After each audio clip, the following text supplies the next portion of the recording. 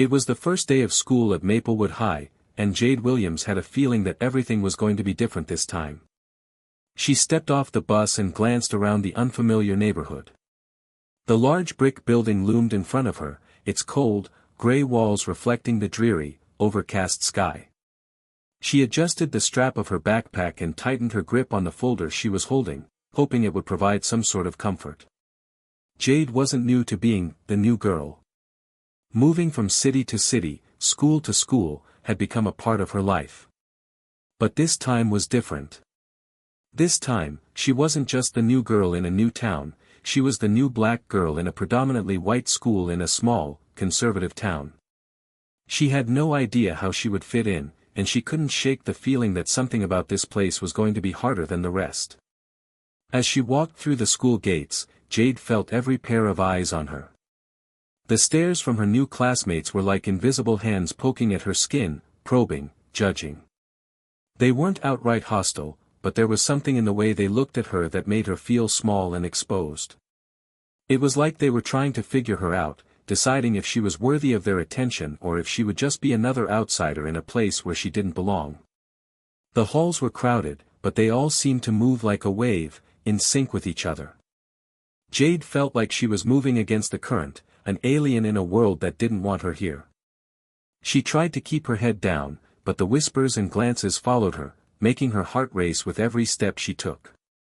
"New girl," she heard someone mutter as she passed by a group of students huddled by their lockers. Jade didn't look up, but she could feel the weight of the word in the air. It wasn't just a word. It was a label. A label that meant she didn't belong, that she was an outsider, a stranger in their world. Jade had always been a quiet person.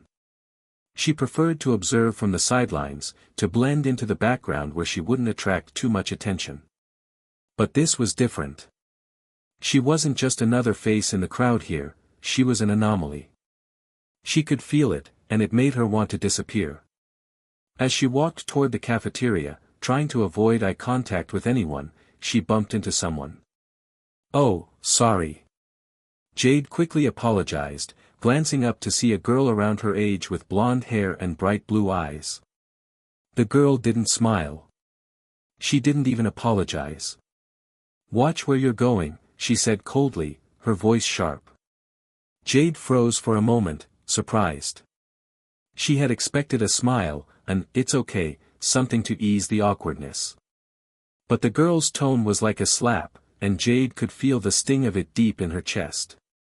She could see the way the girl looked at her, there was no mistaking the judgment in her eyes. Jade quickly moved away, feeling the weight of the encounter on her shoulders. She hadn't even been here for an hour, and already, she was being reminded that she didn't fit in. She wasn't welcome. In the cafeteria, Jade found a seat at the farthest table she could find, away from the main groups of students. She unwrapped her lunch quietly, trying to act as though she wasn't noticing the stares from across the room. She knew they were watching her. They always watched the new kids, especially when they were different. Jade wasn't like the others.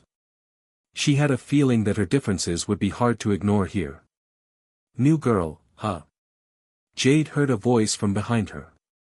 She turned around to see a boy standing there, his arms crossed. He was tall with dark brown hair and an easy smile, but there was something in his eyes that made her uneasy. "Yeah," Jade replied, trying to keep her voice steady. "How are you liking it so far?" he asked, his voice friendly enough, but his eyes seemed to search for something, as if he was trying to figure her out. Jade shrugged, glancing around the cafeteria. "It's okay, I guess." The boy seemed to nod as if he understood. He lingered for a moment, then, with a friendly nod, walked away to join his friends. Jade was left alone again. She couldn't decide if that interaction had made things better or worse. At least he hadn't been rude like the girl in the hallway. But he hadn't exactly been welcoming either. He had simply acknowledged her existence. Jade couldn't help but wonder what was going on in the minds of the students here. Did they see her as someone different, someone they should stay away from? Or were they curious, unsure how to interact with her? The uncertainty gnawed at her. As the bell rang to signal the end of lunch, Jade gathered her things and headed to her next class. Her mind was buzzing with thoughts about what she had just experienced. It was only the first day, but she could already feel the weight of her differences pressing down on her. She tried to ignore the feeling, but it was hard not to. Walking down the hallway toward her next class, Jade saw a group of girls laughing together, their voices rising in the otherwise quiet hall. As they passed by her, one of them made a quiet comment. "Wonder what she's doing here," the girl whispered, just loud enough for Jade to hear. Jade felt her stomach twist, but she didn't react.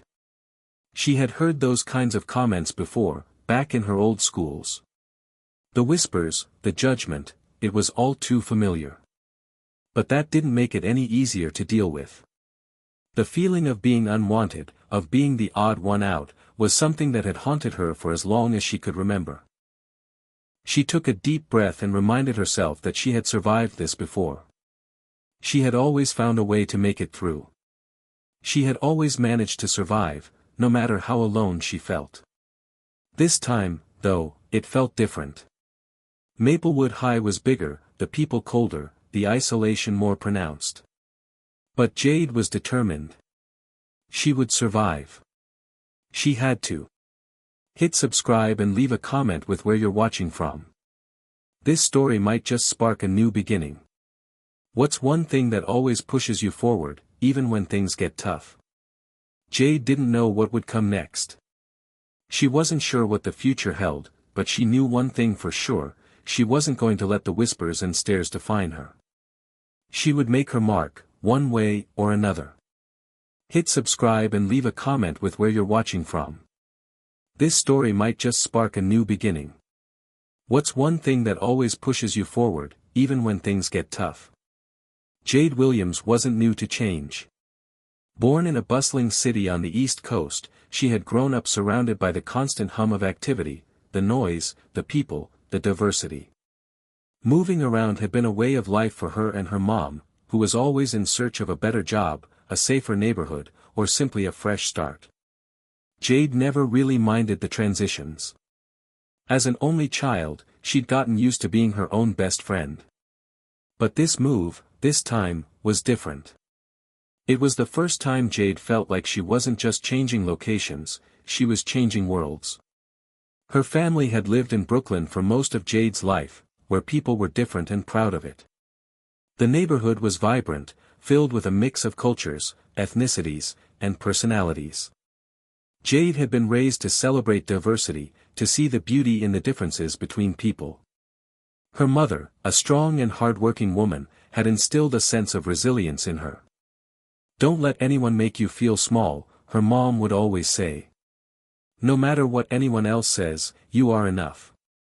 Jade didn't know how many times those words had echoed in her mind, but they had always been a source of strength, especially when she felt out of place. She had a group of close friends back in Brooklyn, friends who understood her, friends who didn't see her as just a black girl, but as Jade. And it was that sense of belonging, of being understood for who she truly was, that she missed most. But now, here she was, in Maplewood, a small town where the streets were quiet, and the faces in the crowd all seemed to look the same. Where her skin, her hair, and her accent made her stand out in ways that she couldn't ignore. At school, it felt like everyone had grown up knowing each other their whole lives. They had their cliques, their inside jokes, their shared experiences. And then there was Jade, this stranger, this unknown entity, trying to find her place in a world that seemed to have no room for her. Jade's mother had tried to reassure her. "You'll be fine," she said on the drive to Maplewood. "You're strong, Jade. I know this is a big change, but you're ready for it. Just remember, people may not always understand you, but that doesn't mean you're any less than they are. You're amazing just as you are." Her mom's words were comforting, but they also felt distant. It was easy for her mom to say. She had a secure job and the confidence that came from years of experience in a city that valued diversity. But for Jade, the reality was different. At Maplewood High, she wasn't just a new kid, she was a black girl in a predominantly white school. Her new classmates weren't used to seeing people like her. They weren't used to hearing the sound of her name or understanding the nuances of her experiences. And though they might not have meant to, they made it clear that she was, in some way, an outsider. At the end of the day, Jade had always been taught that skin color didn't matter, that it shouldn't matter. But people weren't always taught that lesson. And now, at Maplewood, she was starting to realize just how much it did. Back in Brooklyn, Jade had learned how to hold her head high despite the occasional stares or rude comments.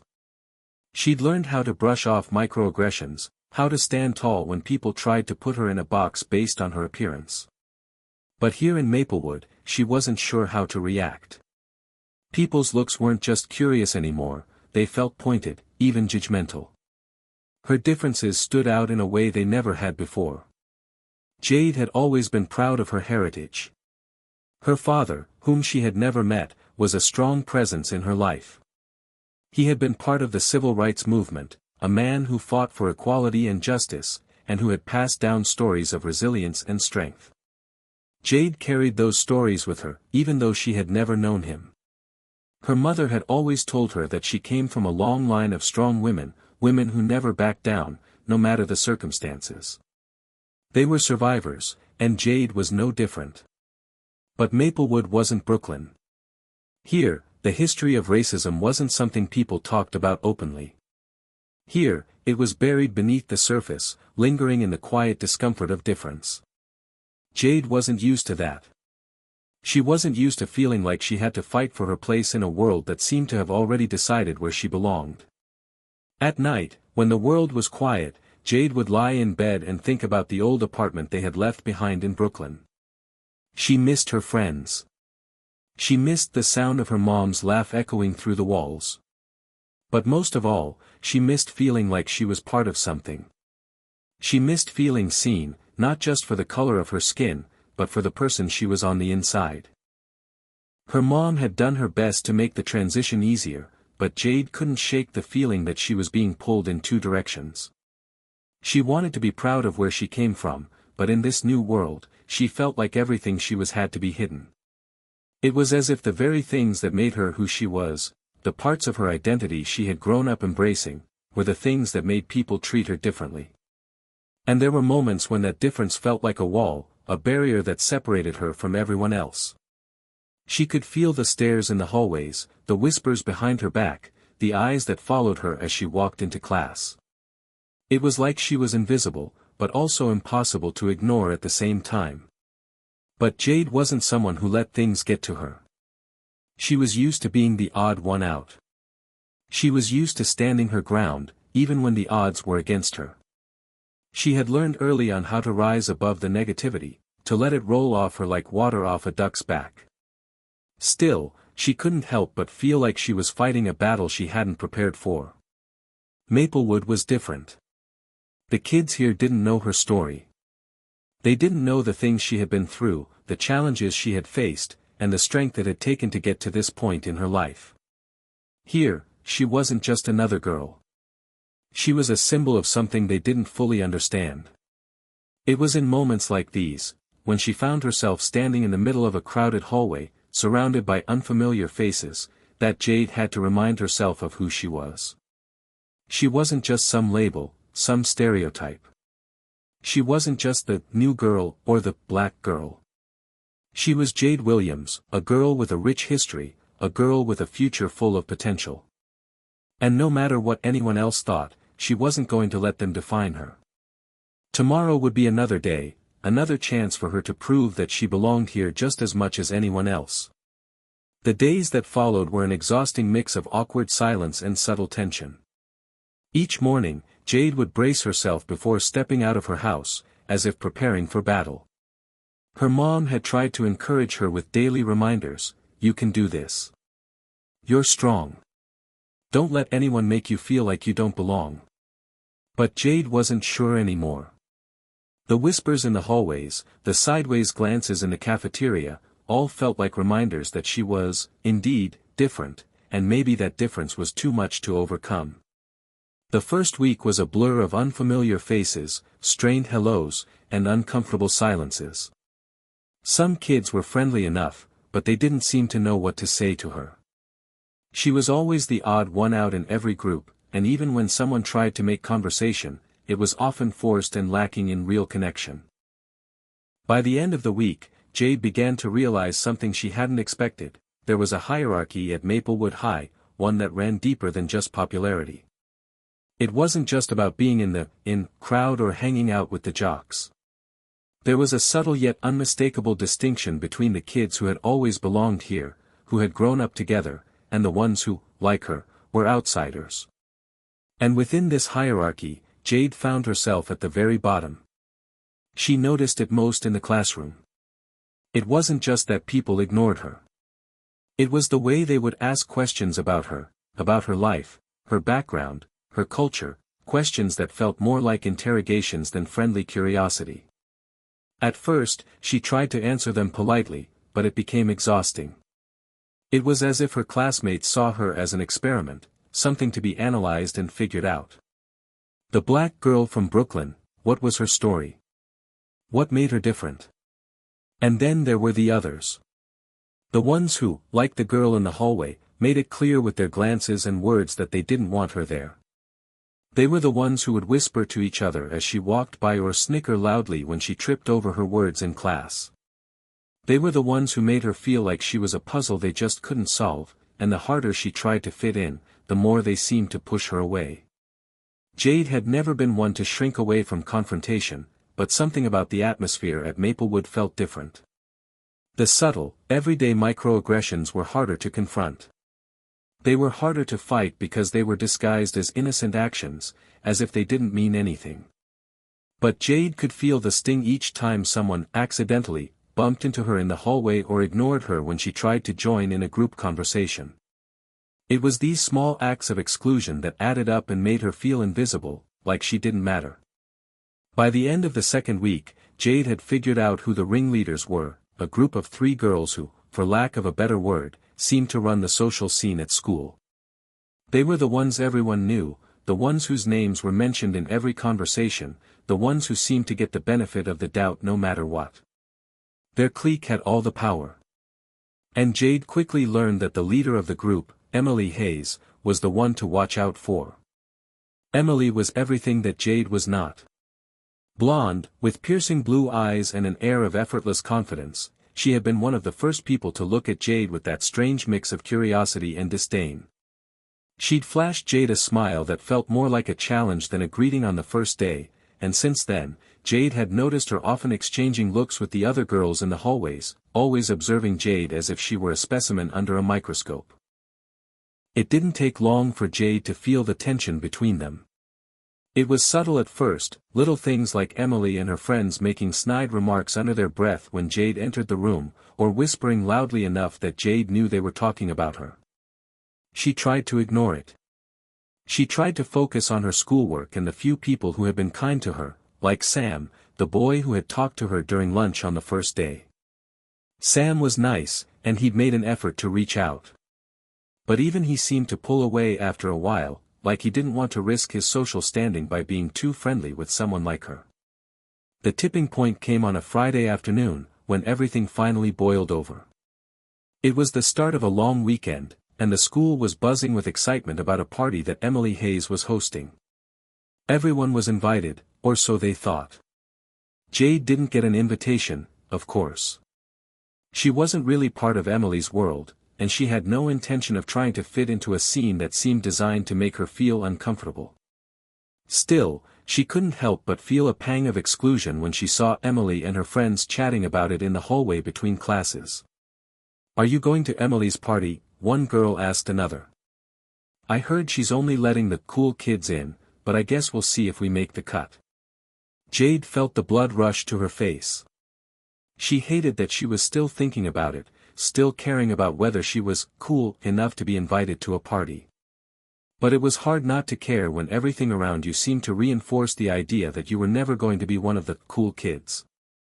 Just as the bell rang, Jade grabbed her bag and started toward the door, ready to escape the suffocating tension of the hallway. But as she passed Emily's group, the laughter stopped abruptly. Jade turned her head just in time to see Emily glance over her shoulder at her with a smirk. Well, Emily said loud enough for Jade to hear. Looks like the new girl's not getting an invite after all. It must be tough being so different.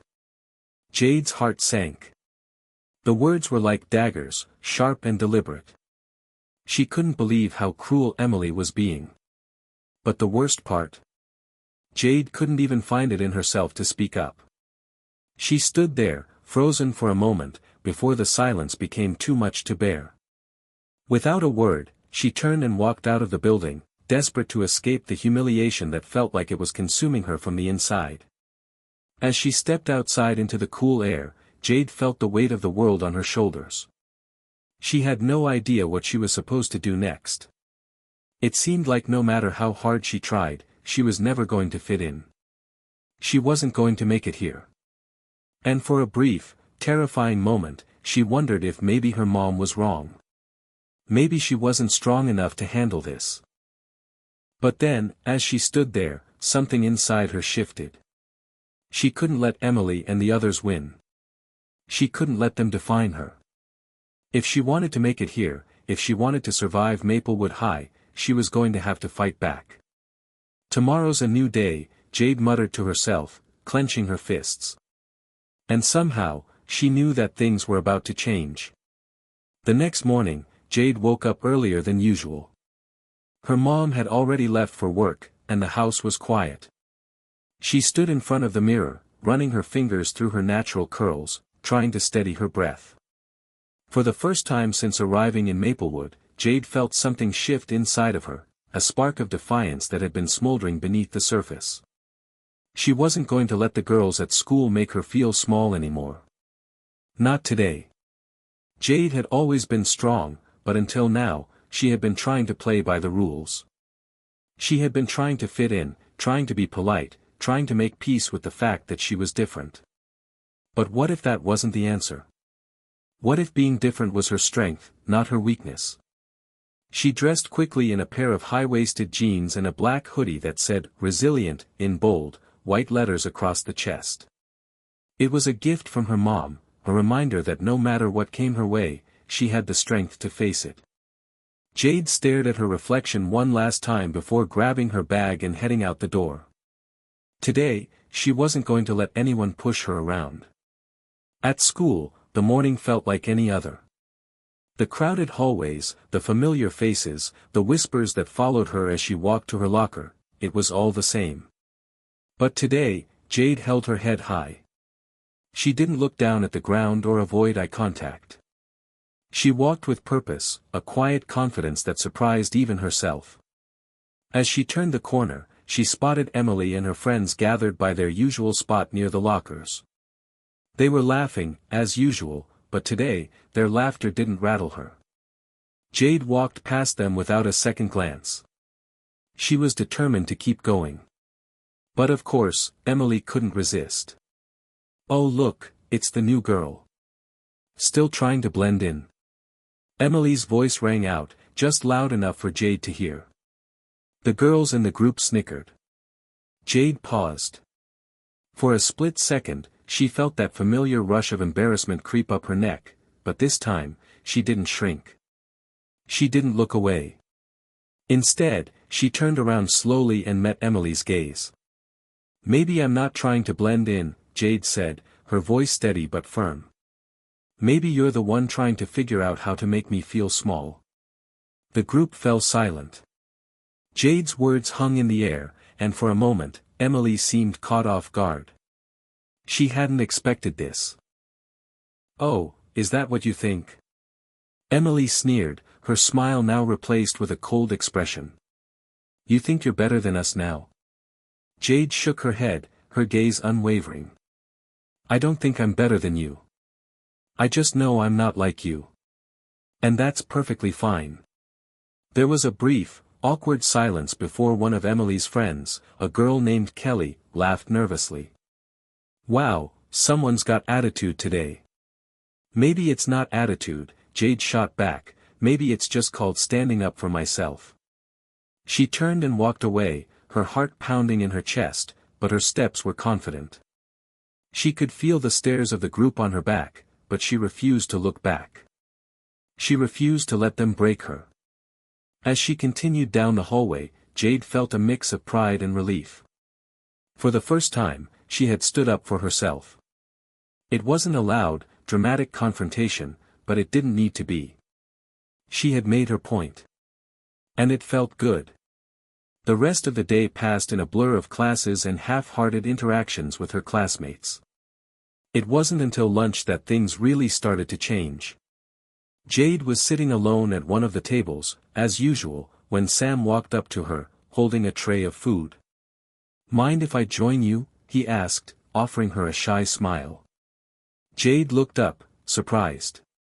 Sam had been one of the few people who had been kind to her from the start, and although they hadn't become close friends, she always appreciated his quiet presence.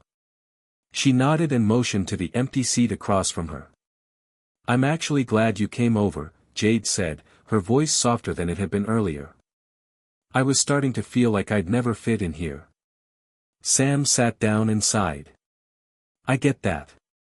Maplewood's not exactly the most welcoming place for someone new." Jade raised an eyebrow. "Yeah. You don't seem like the type to let that bother you." Sam gave her a small smile. "I've been here my whole life. I'm used to it. But I get why it's hard for you. You're different. People don't like different." "Tell me about it," Jade muttered. "It's like everyone here is just waiting for me to mess up so they can point and laugh." Sam shook his head. "That's not true. Some people are just stupid. But not everyone is like that. You've just got to find the people who aren't." Jade thought about his words for a moment.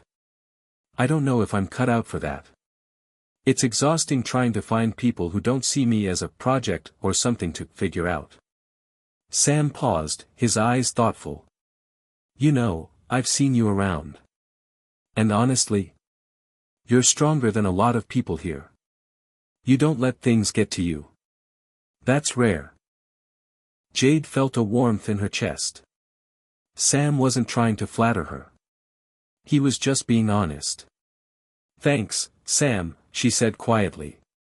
"That means more than you know." "Don't mention it," he said, pushing his food around on his tray. "But seriously, if you need someone to talk to or just hang out with, let me know. You don't have to do this alone." Jade nodded, a small smile tugging at her lips. "I appreciate that." For the rest of the lunch period, they talked about everything and nothing. It was the first real conversation Jade had had at Maplewood, and it felt good to have someone who didn't see her as the new girl or the black girl. For the first time, she felt like a person, not a label. But as the lunch bell rang, and Jade grabbed her bag, she knew that the real test would come later. She had made her stand with Emily and her friends. But that was just the beginning. There was still a long road ahead of her, and she had no idea what would happen next. All she knew was that she was ready to face whatever came her way. No matter how difficult it was, Jade was done being silent. She was done letting people walk all over her. The next chapter of her life was about to begin, and she wasn't going to let anyone tell her she didn't belong. The next few days at school felt different. Jade could feel a shift in the air, like something had changed after her brief confrontation with Emily. The whispering that followed her down the hallways wasn't as sharp, the sideways glances didn't sting as much. It wasn't that the tension had disappeared entirely, but it had shifted. Maybe it was because Emily's group was a little more cautious now, or maybe it was because Jade had stood up for herself, and for the first time, they realized she wasn't going to back down. But that didn't mean it was smooth sailing. Not by a long shot. Jade's morning routine had begun to feel more like armor than ritual. She stood before the mirror every morning, her eyes scanning her reflection with the sharp focus of someone who was preparing for battle. The girl in the mirror wasn't the shy, awkward newcomer anymore. She was stronger now. She had found her voice, and with that voice came a sense of power that made everything feel different. But there were still moments when the weight of the situation would press on her again, moments when she felt like the outsider, moments when Emily's group would make snide comments, moments when she would catch Sam eyeing her with that sad, almost apologetic look in his eyes. He didn't understand how much it hurt. How much it still hurt. By the end of the week, it was clear that Jade's life at Maplewood was still divided. On one side, she had her growing sense of defiance, her increasing number of awkward but friendly interactions with the few students who weren't part of Emily's circle. On the other side, she had the isolation, the constant reminders of what it felt like to be different in a world that didn't seem to know how to handle that difference. One day, after a particularly draining lunch, Jade found herself once again alone in the courtyard. She pulled out her phone, scrolling through messages from her mom, her cousin back in Brooklyn, and a few friends who had long since stopped reaching out. She missed her old life.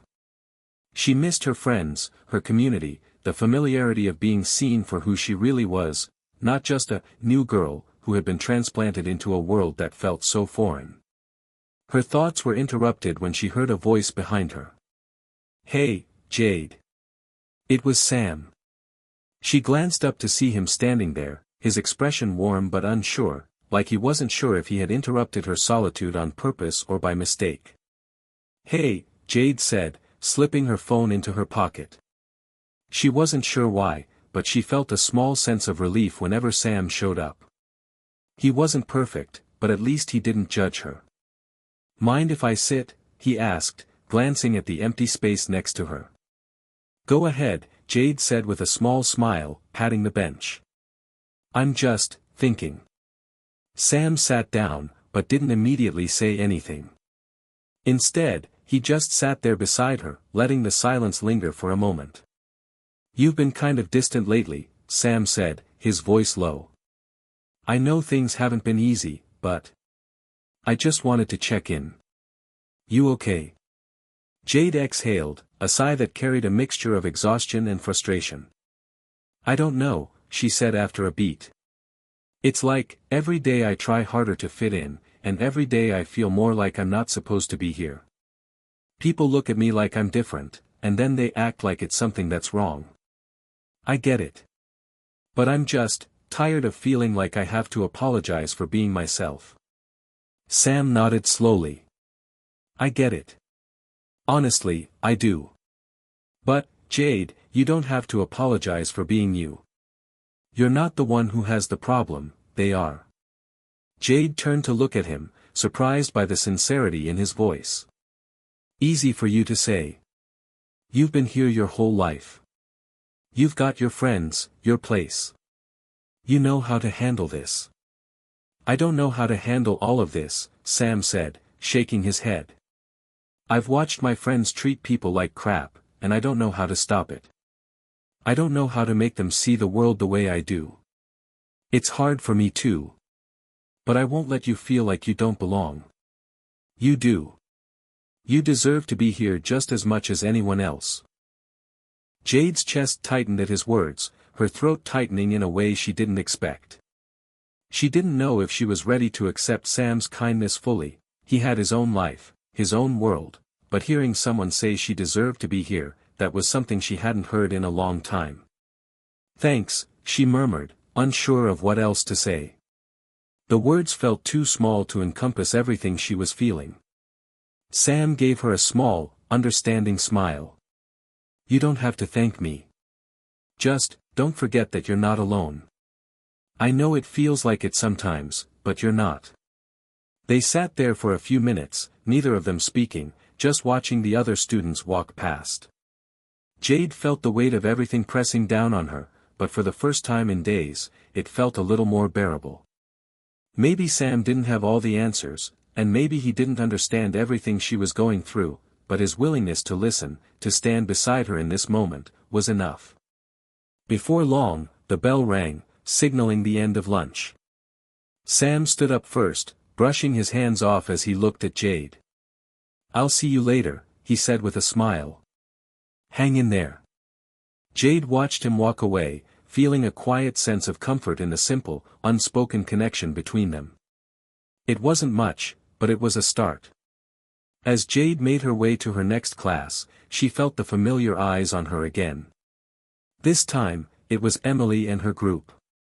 They were leaning against the lockers, watching her closely as she passed. But this time, Jade didn't flinch. She didn't look away. She walked straight past them, her chin lifted, her steps more assured than they had been before. The whispering followed her, but this time it didn't rattle her. She didn't feel small. Because she wasn't small. Not anymore. She had learned something important in the last few days. The more they tried to push her down, the stronger she became. She wasn't going to shrink into the background. She wasn't going to let anyone tell her where she belonged. She was going to stand her ground, no matter what. As she stepped into her next class, Jade felt a quiet pride inside of her. She wasn't just surviving Maplewood High. She was learning how to thrive here. The next few days were both a challenge and a revelation for Jade. She continued to stand her ground, walking with confidence, speaking her truth, and refusing to let the whispers of the crowd break her spirit. But no matter how much she tried to convince herself that she had it all under control, there were still moments when the isolation crept back in. Every time she passed Emily and her friends in the hallways, there was that unmistakable coldness in the air. They would laugh, not in a friendly way, but with that cruel edge, their eyes scanning Jade as if they were trying to find something to tear apart. But what made it worse was that they had begun to treat Sam differently as well. Jade noticed it one morning before first period. As she passed Emily's group, she saw Emily exchange a quick glance with one of her friends before turning her gaze to Sam, who was walking next to Jade. The look was loaded, disdain mixed with something darker, and it made Jade's stomach churn. She could feel Sam tense beside her, like he knew exactly what they were doing. "What's up with them?" Jade muttered under her breath, loud enough for Sam to hear. Sam looked over at Emily's group, who had fallen silent as they watched the two of them. He seemed a little hesitant, but then he sighed, looking at the ground. "Nothing I can't handle," he said quietly, but there was a weariness in his tone that made Jade look at him more closely. "You sure?" she asked. She hadn't realized just how much of this mess he had to carry with her. "Yeah. It's just, you know how it is. People don't like when you stand up to the popular crowd. They try to turn everyone against you. But it's not going to work." His words were solid, but Jade could see the flicker of doubt in his eyes. "I'm sorry," Jade said softly. She didn't mean to make him carry this with her. She had enough of her own battles to fight. Sam gave her a small smile, one that didn't quite reach his eyes. "Don't apologize. I'm not mad. I don't want you to think that you're dragging me down with you." Jade opened her mouth to respond, but before she could, the bell rang, signaling the start of first period. Sam gave her one last look before heading off in the opposite direction. As Jade sat in class, she felt a knot form in her stomach. She had spent the past few days standing tall and trying to silence the weight of all the stares. But seeing Sam, someone who had been kind to her from the beginning, getting caught up in this mess made her realize something. This wasn't just about her anymore. She wasn't the only one being affected. Sam was becoming an unintended target, and it was her fault. It made her stomach twist. She didn't want to hurt him, but the situation had already spiraled out of control. She needed to find a way to fix it, to protect him, because she knew that, without him, she might not have had the strength to stand her ground the way she had been. After school that day, as Jade was walking through the parking lot to catch her bus, she noticed something unusual. Sam was standing at the edge of the lot, talking to a group of kids Jade didn't recognize. They weren't part of Emily's crew, these were new faces, unfamiliar but not unfriendly.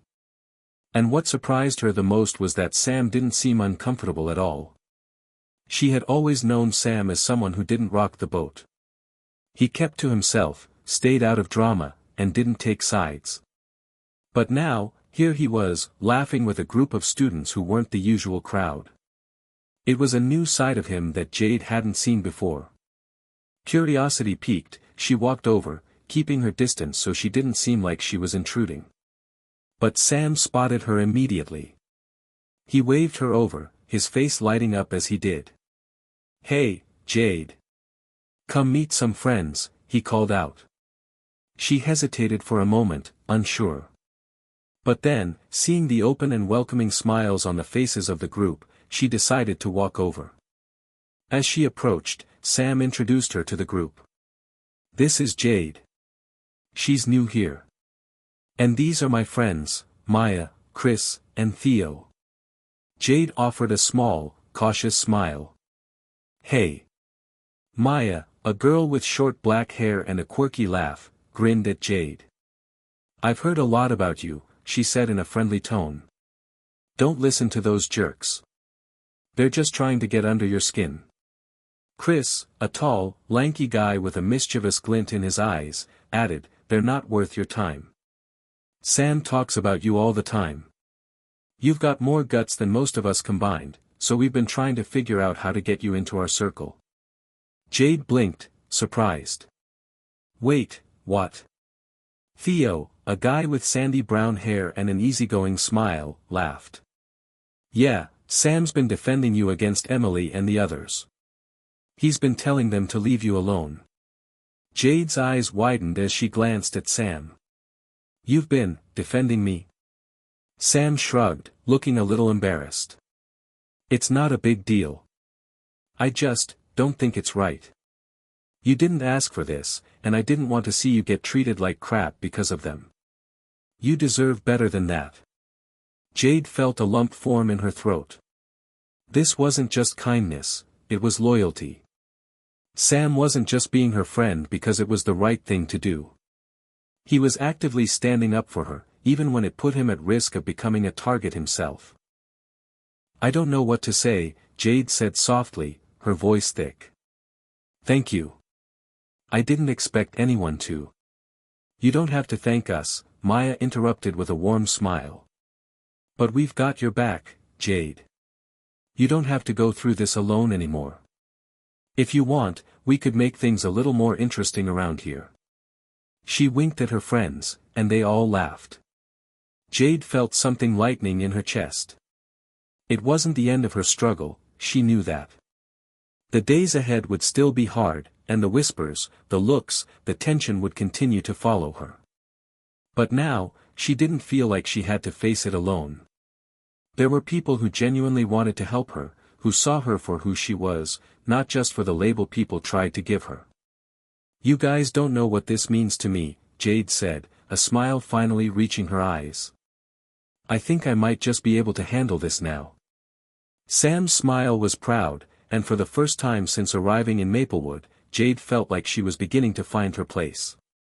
She wasn't just surviving anymore, she was starting to belong. And with this unexpected ally by her side, maybe, just maybe, she could turn this entire situation around. As they talked and laughed together, Jade realized that Maplewood High didn't have to be her battleground.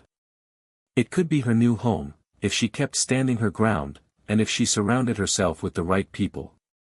The next few weeks passed in a blur. Jade's life at Maplewood was still far from perfect, but it had changed. She wasn't just the new girl anymore. She had found something that felt more like belonging. With Sam, Maya, Chris, and Theo in her corner, she was no longer walking the halls of Maplewood alone. They had become a small, but solid, group, a quiet rebellion against the division that Emily and her friends tried to foster. Each day felt like a small victory. Jade had stopped hiding in the corners of the school, and though the tension still loomed, she no longer shrank in the face of it. It wasn't just about surviving now, it was about living, about making a stand and holding her own.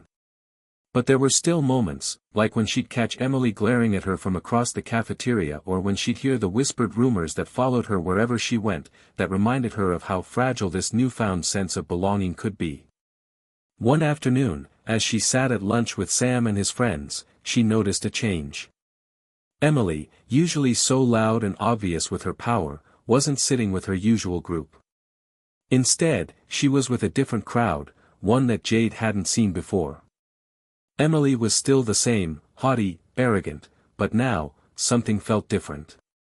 "She's definitely up to something," Jade muttered under her breath as she watched Emily. Sam followed her gaze.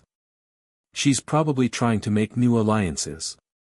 You know, in case her usual group turns on her. That would be the day, Jade replied with a dry chuckle.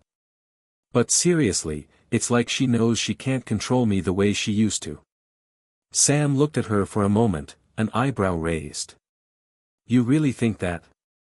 Jade nodded slowly. Yeah. I think she thought if she pushed me around enough, I'd back down. But I didn't. And now? I think she's a little bit afraid. That's a good thing, right? Maya said with a wink, nudging Jade's elbow. Let her be afraid. The more she pushes, the more she reveals herself. Jade was surprised by how comforting Maya's words were. Maya had been a friend since the first day they'd started hanging out, and Jade was starting to realize that there was more strength in this small group of misfits than in the entire school's popularity hierarchy. I don't know, Jade said after a moment.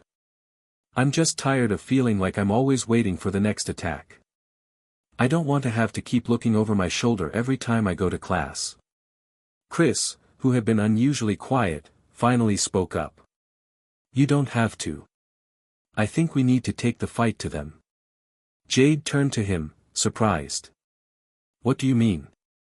Chris leaned forward, his eyes gleaming with determination. I mean, it's time to turn the tables. We've been sitting back, letting them make the rules. But what if we just stopped playing by their game? What does that look like? Maya asked, clearly intrigued. Simple, Chris said. We stop hiding. We stop being afraid to be ourselves. If we stand tall and make our presence known, then maybe they'll see that we're not scared of them. And maybe, just maybe, they'll start to back off. Jade couldn't help but feel a spark of hope at his words. It felt like exactly what she needed to hear. For so long, she had felt like she was constantly reacting, always defending herself, always trying to prove that she belonged. Maybe it was time to take control, to stop letting Emily and her friends have the power to dictate how she felt. I like it, Jade said after a moment, her smile starting to spread. But it's going to take more than just sitting here and talking about it. Exactly, Sam agreed. It'll take some planning. We're going to need to start with something small, something they won't see coming. That afternoon, they all sat together, sketching out ideas and laughing. What began as a light-hearted conversation quickly became a plan to disrupt the dominance Emily and her friends had always taken for granted. They didn't know exactly how it would go, or what would happen next, but one thing was clear, they were no longer going to wait for Emily to make the first move. Jade felt a rush of excitement she hadn't experienced in weeks. It wasn't just about fighting back, it was about asserting her power in a way she hadn't before. It was a realization that made her chest swell with pride, she wasn't just surviving anymore. She was thriving. The next day at school, Jade walked the halls with a new sense of purpose. There was still some tension, some whispers, but now it felt different. She was no longer afraid of being the target.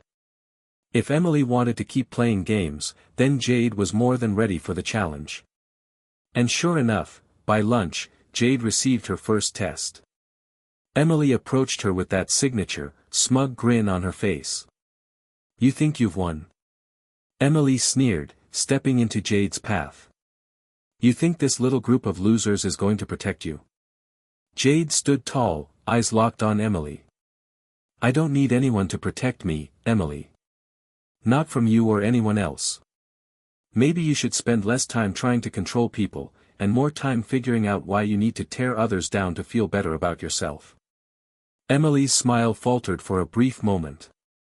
It was a small crack, but it was enough for Jade to see that her words had hit the mark. Emily recovered quickly, though, and tossed her hair over her shoulder with an exaggerated flourish. You're wasting your time, Emily spat. You'll never fit in here. Not really. Jade's heart raced, but she refused to show fear. We'll see about that, won't we? And with that, she turned on her heel and walked away, leaving Emily standing there, watching her retreating figure. As Jade joined her friends at their usual spot in the cafeteria, Sam grinned at her. "Nice one." Maya clapped her hands. "That was perfect. She won't know what hit her." Jade grinned back, feeling more alive than she had in weeks. "This isn't over. But I think we've finally shifted the balance." And just like that, the tides of power at Maplewood began to turn. The tables were starting to shift, and this time, Emily was on the other side. Jade had no idea what would come next, but she knew one thing for sure: she was ready. This was only the beginning. The days after Jade's confrontation with Emily felt surprisingly calm, almost as if everything was on pause.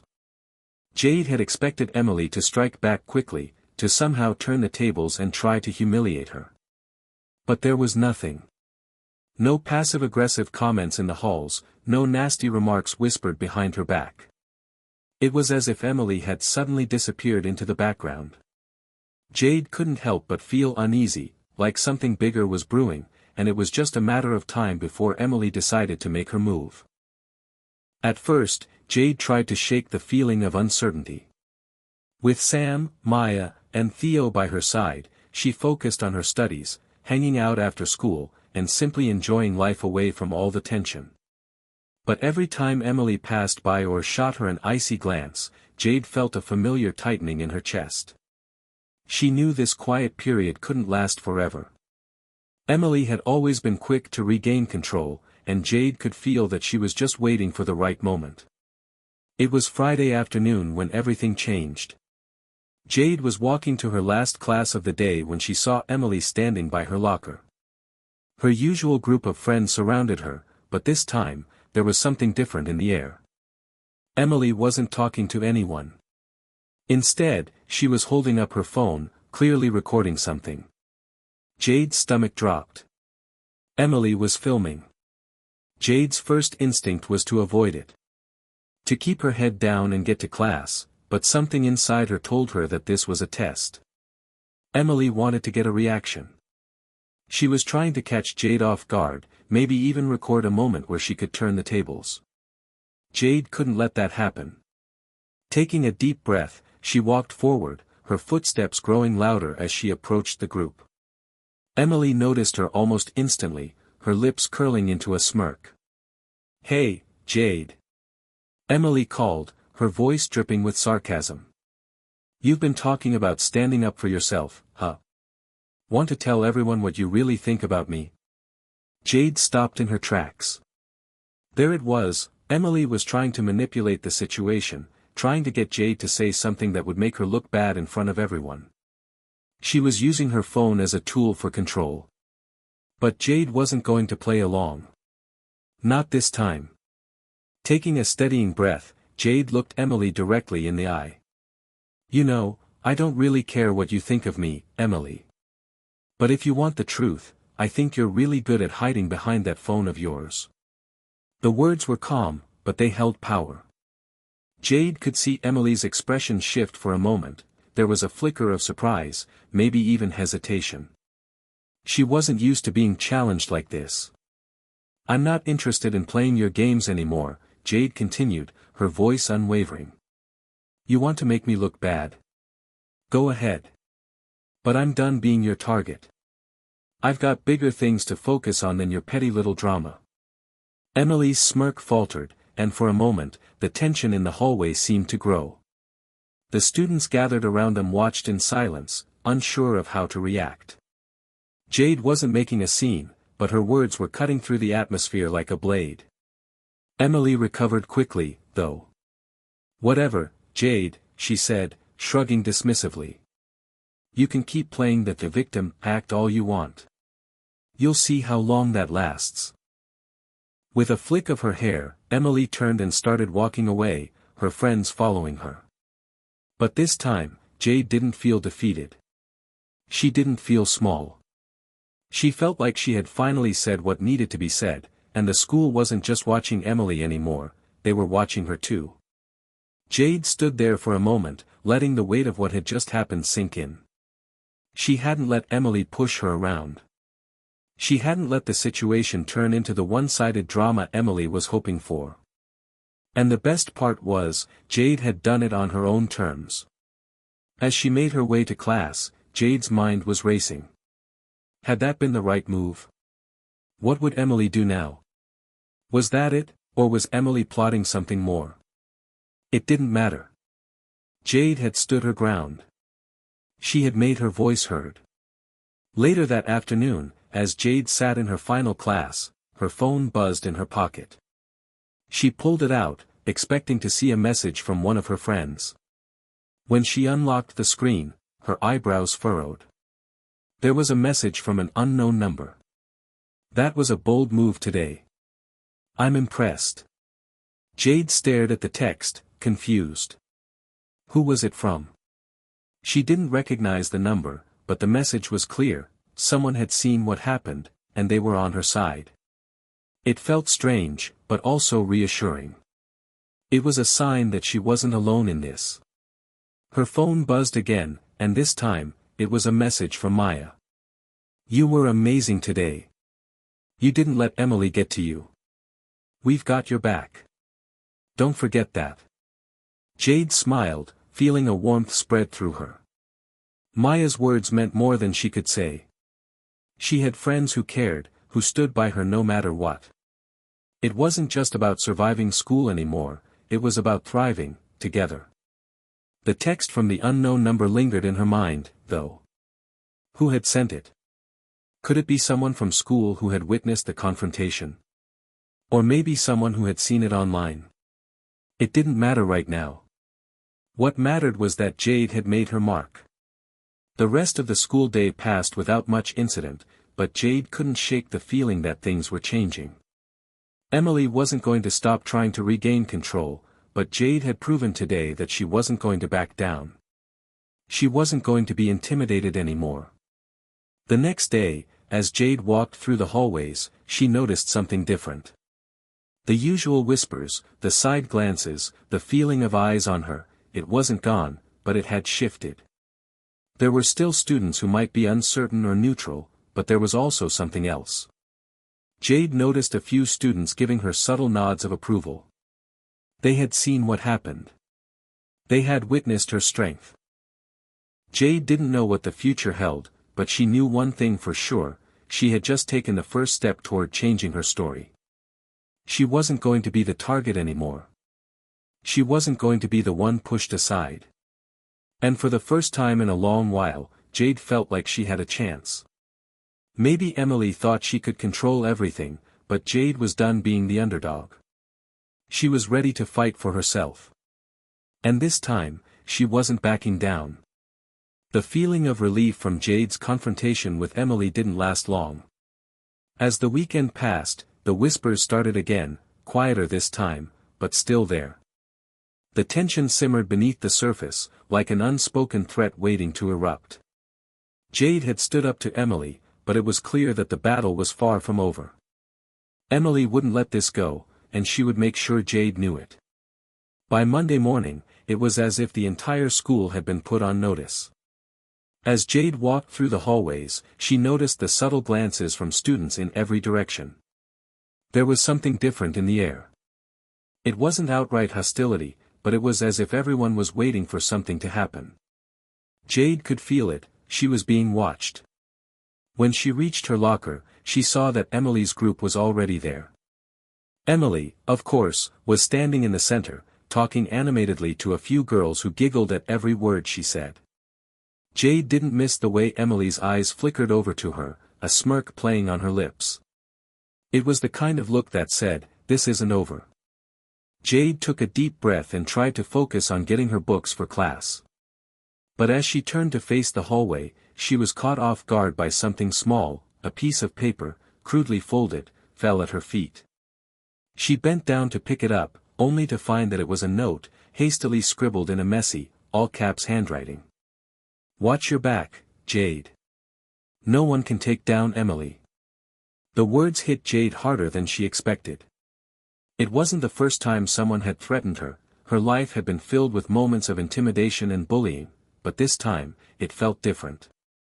The fact that Emily had gone so far as to send a message like this, anonymously, meant that she wasn't just angry. She was desperate. Jade's stomach churned, but she didn't let it show. She folded the note up, slipped it into her pocket, and moved on. As she made her way to her first class, Jade found herself alone in the hallway. She hadn't seen any of her friends yet, and the silence around her felt oppressive. Her thoughts were swirling. Was this just a warning, or was something bigger coming? It wasn't until she reached her classroom that she found Maya, Sam, Theo, and Chris.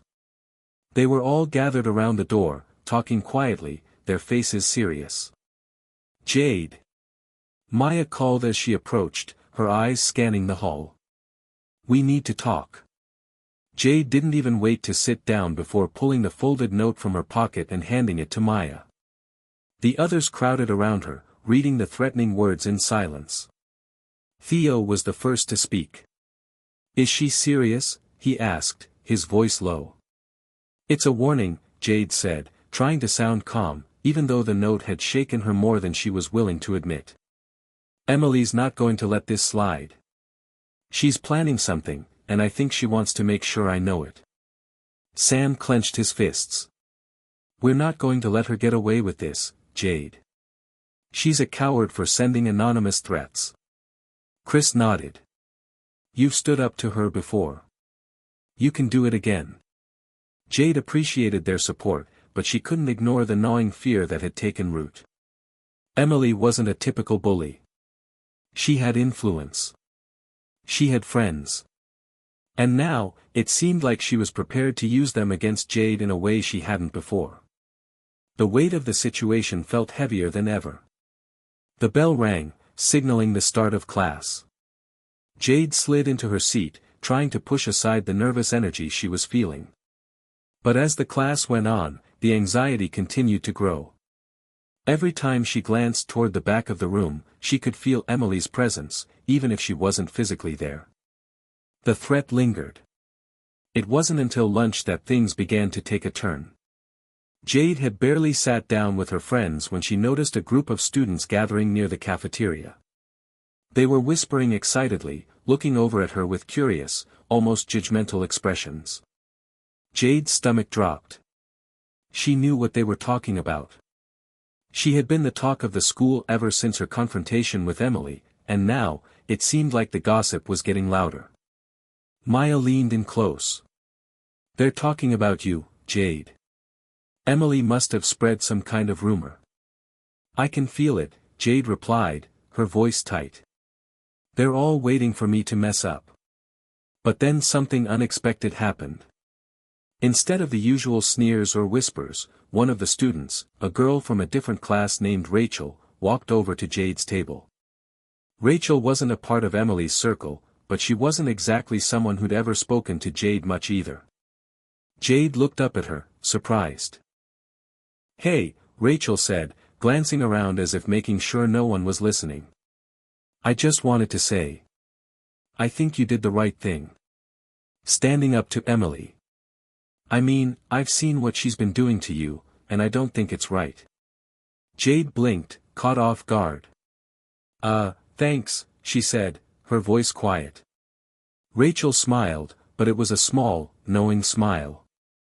"I just wanted you to know that there are a lot of people here who are tired of Emily's nonsense. You're not alone."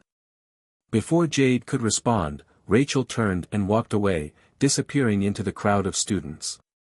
The brief interaction left Jade stunned. For the first time in a while, it felt like there were people out there who understood, who were ready to stand up for what was right. But the reality was, that kind of support didn't come easily. Emily's influence over the school was still strong, and as much as Jade wanted to believe that things could change, she knew it was going to take more than just a few encouraging words from a stranger. Later that afternoon, Jade was walking to her last class when she noticed Emily again, this time standing in the hallway with a group of her friends. Emily was smiling, but there was something almost sinister in the way she looked at Jade. She leaned in to whisper something to her friends, then glanced at Jade again, her gaze sharp and filled with warning. Jade didn't flinch. She couldn't afford to show weakness. She kept her head high and walked past Emily without a word, ignoring the stares that followed her. She had to believe that the small victories, like Rachel's message and the support of her friends, were enough to keep her going. She wasn't backing down. But as the weight of the threat from Emily lingered, Jade knew that the battle was far from over. In fact, it was only just beginning. The next few days passed in a haze of tension. Jade felt like she was walking on eggshells, always on alert, never quite knowing what Emily might do next. It had been a week since the note, and although Jade had expected some immediate retaliation, nothing came. Emily was quiet, almost eerily so. Jade couldn't shake the feeling that something was about to happen. It wasn't just a matter of when, it was a matter of how bad it was going to get.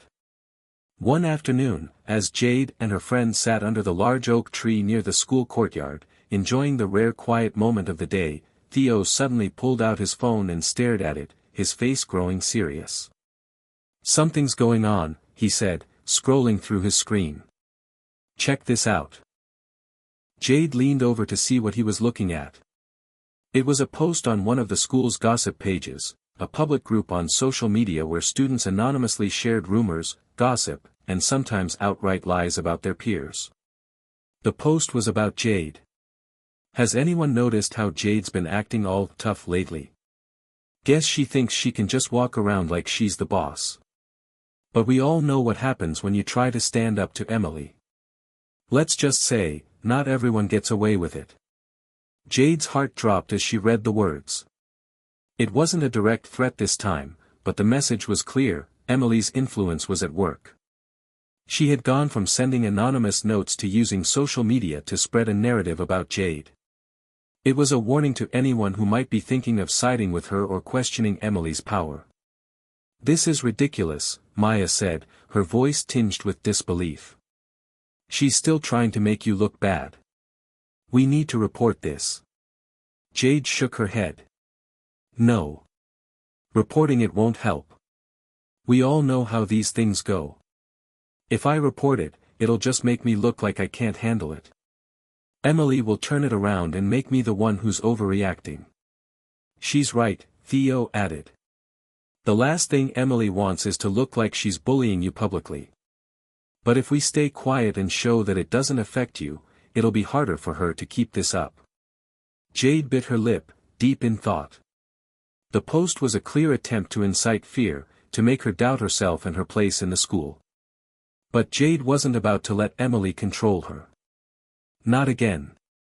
"I'm not backing down," she said firmly. "I'm not going to let her push me around. Let's just ignore it and keep moving forward. I'll show her that I'm not scared." The others nodded, their expressions serious. But Jade could see the concern in their eyes.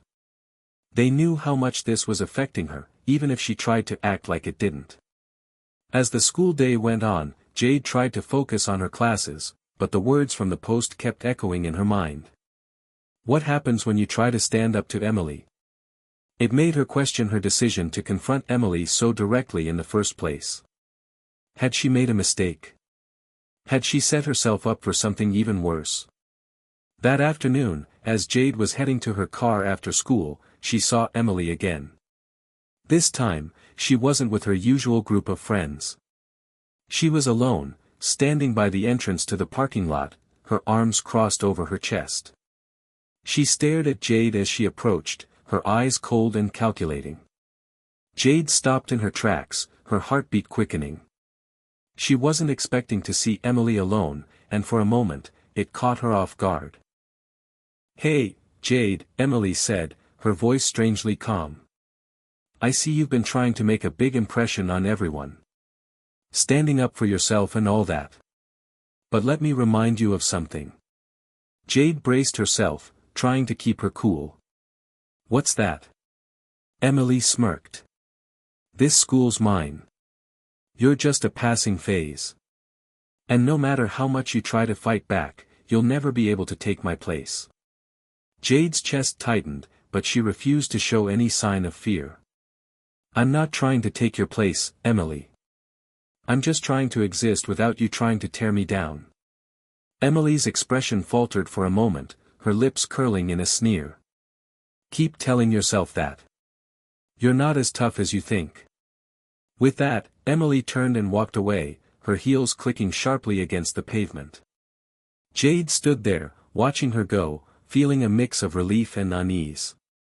Emily had tried to provoke her, but Jade hadn't let her. Still, the words stung, and she couldn't shake the feeling that this wasn't over. Not by a long shot. That evening, Jade couldn't focus on anything. She sat in her room, scrolling through her social media feed, trying to distract herself from the constant thoughts swirling in her head. She clicked on the gossip page again and saw that the post about her was still there, with more comments piling up. It was then that Jade noticed something odd. The comments section wasn't just filled with students agreeing with the original post or trash-talking her. There were a few new comments that stood out. What's really going on with Jade? She's not like the others, but I don't think she deserves all this. She's strong. Maybe we should show her some support. I don't get it. Everyone's acting like Emily's the queen, but Jade seems like she's got something real. Maybe we should stop letting Emily control everything. The comments were small, scattered, but they were there. It was a sign that not everyone in the school was buying into Emily's narrative. Maybe there was a chance, maybe Jade wasn't as alone in this fight as she had once thought. The next day, at lunch, things took an unexpected turn. As Jade sat down with her friends, Rachel, yes, the same Rachel who had spoken to her a few days ago, came over again, this time with a few other students in tow. Jade's heart raced as she looked up at the new faces. "Hey," Rachel said, her voice low. "We've been talking. We want to support you. We think it's time someone put Emily in her place." Jade blinked, unsure if she was hearing right. "You want to help me?" Rachel nodded. "Yeah. We've all seen what's been happening, and we're tired of watching Emily run everything. We don't have to let her control this school anymore." Jade's heart swelled with a mix of gratitude and disbelief. This was the kind of support she had only dreamed of, and now, it was finally within reach. She smiled, feeling a weight lift off her shoulders. "Thank you," she said quietly. "I don't know what to say." "You don't have to say anything," Rachel replied. "We've got your back." For the first time in a long while, Jade felt like she wasn't fighting alone. The support of even a few people could make a huge difference, and she was starting to realize that maybe the tide was beginning to turn. The question was no longer whether Emily would strike again, it was whether Jade and her new allies could make a stand strong enough to fight back. And Jade wasn't about to give up now. Hit subscribe and leave a comment with where you're watching from. This story might just spark a new beginning. What's one thing that always pushes you forward, even when things get tough? The days following Rachel's unexpected show of support felt like a turning point for Jade. For the first time in weeks, she wasn't carrying the weight of the world on her shoulders. Emily's hold over the school was still strong, but Jade wasn't standing alone anymore. Slowly, others were starting to speak out, to acknowledge that Emily wasn't invincible. Rachel's group had grown, little by little, as more students reached out to Jade. What started as a few quiet voices in the background had snowballed into something bigger, an underground rebellion against Emily's dominance. Jade could sense the shift in the atmosphere.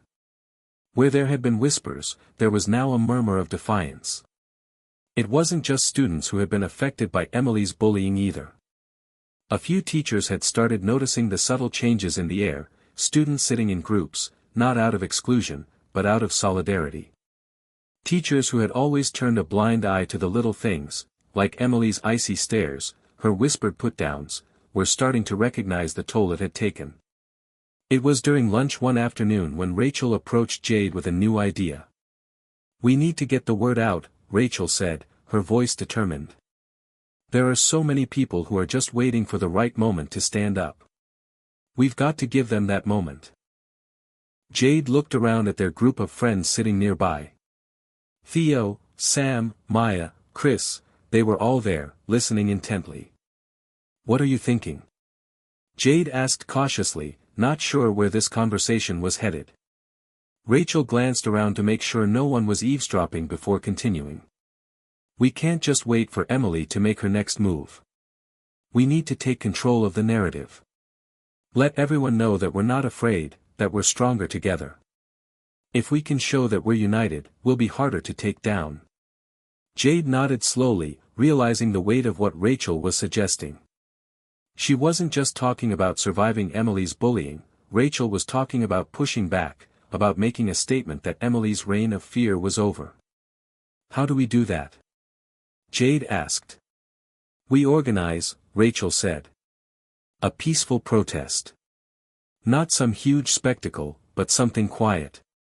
Something that says, we've had enough. We get the word out, rally people who are tired of being silent, and make it clear that we won't let Emily, or anyone, run the school through fear. The idea struck Jade with a mix of excitement and anxiety. A protest, even a small one, was risky. But then again, what was the alternative? To sit back and wait for Emily to tear her down completely? No. This was the moment to fight back. We'll need to keep it low-key, Theo warned.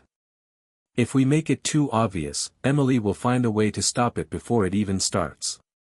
That's the point, Rachel said, nodding.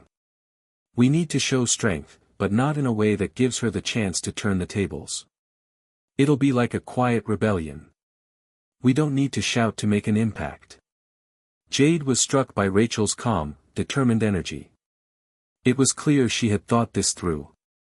This wasn't just about taking a stand for herself, it was about uniting the people who had been quietly suffering under Emily's control. Jade knew that the impact of such a move could be monumental. If they succeeded, they might change the dynamic of the school forever. The group spent the next few days planning carefully. Rachel set up a private social media group for their alliance, only trusted people were invited to join. The message was simple, they were going to stand together, silently, but powerfully. Each person who joined the movement would wear a small ribbon on their backpack or in their hair as a sign of solidarity. It was small, subtle, but it would speak volumes. As the week wore on, Jade felt a mix of excitement and dread. She knew that Emily would try to squash their efforts, but she also knew that they were doing the right thing. She had never felt this empowered before. For the first time in a long while, she felt like she had a purpose beyond surviving. She had a mission. The day of the protest arrived, and Jade's heart was pounding in her chest as she walked into school. The atmosphere felt different, charged with anticipation. She noticed the ribbons on backpacks, the subtle nods of recognition between students. Jade's friends had all rallied around her. Maya had designed the ribbons herself, simple black and white, representing strength and unity. It wasn't about making a statement of defiance, it was about showing support for one another. As Jade entered the school, she felt the weight of all the eyes on her, but this time it was different. The students weren't looking at her with judgment or suspicion. They were looking at her with solidarity. For the first time, she felt like she was part of something bigger than herself. By lunchtime, the cafeteria was filled with students wearing the ribbons. The movement had spread quickly, and the school was alive with an energy Jade hadn't seen before. Some students whispered, some exchanged knowing looks, but there was an unspoken understanding among them all, they were tired of the fear. They were tired of Emily. Jade walked up to the lunch table, where her friends were sitting. Sam gave her a small, encouraging smile, and Theo gave her a thumbs up. "This is amazing," Chris said, looking around the room. "I can't believe how many people showed up. It's like everyone's had enough." "It's more than just showing up," Jade said, her voice filled with conviction. "It's about saying we won't let anyone control us. We're not going to let Emily have the power anymore." But even as Jade felt a surge of pride, she knew this was only the beginning. Emily would retaliate. That was certain. But Jade was no longer the only one standing up to her. The entire school was standing together. Just as Jade was starting to feel a sense of hope, she saw Emily across the cafeteria, standing with her usual entourage. Emily was watching the growing group of students wearing ribbons, her face twisted in a look of disgust. She exchanged a few words with her friends, and Jade could tell by the way Emily's eyes narrowed that the quiet protest wasn't going to be ignored for long. This was it. The calm before the storm. The next move was on Emily. And Jade, for the first time, wasn't afraid of what would come next. She had her allies now. She had a voice. And together, they were stronger than anything Emily could throw at them. The battle for control of the school had just begun. But Jade wasn't backing down now. Jade could feel the tension in the air, thick and palpable, as if something big was about to happen. The protest had worked, people were talking, and there were ribbons everywhere, signs of solidarity for Jade and those who had been quietly standing up to Emily's rule. But with that came a new kind of pressure, and Jade knew Emily wouldn't take it lying down. The first confrontation came just after school, as Jade and her group were walking to their cars. They had just passed the gates when they saw Emily and her clique. There was no subtlety this time. Emily wasn't trying to keep her distance, as she sometimes did. She was right there, blocking their path with a group of followers at her back. Jade felt a flash of anxiety, but she refused to show it. Emily was dangerous, but Jade was no longer the same scared girl who had first walked into this school. She stood tall as Emily stepped forward. "Well, look who we have here," Emily sneered, eyeing Jade and her friends. "The little rebels. How cute." Her voice dripped with sarcasm. "Do you think this is going to change anything? You think a few ribbons are going to make you special?" Rachel stepped forward with a calm but firm voice. "This isn't about being special, Emily. This is about standing up for what's right, for everyone you've pushed around and hurt." Emily narrowed her eyes and took a step closer to Rachel. "You think you can take control here? You're nothing but a bunch of wannabes who are about to learn the hard way that no one messes with me." Her words were laced with venom. Jade knew this was her moment, not to back down, but to stand strong. She met Emily's icy gaze, feeling the weight of the situation. "You've spent so long making people feel small, but we're done with that," Jade said firmly. "We're not afraid of you anymore."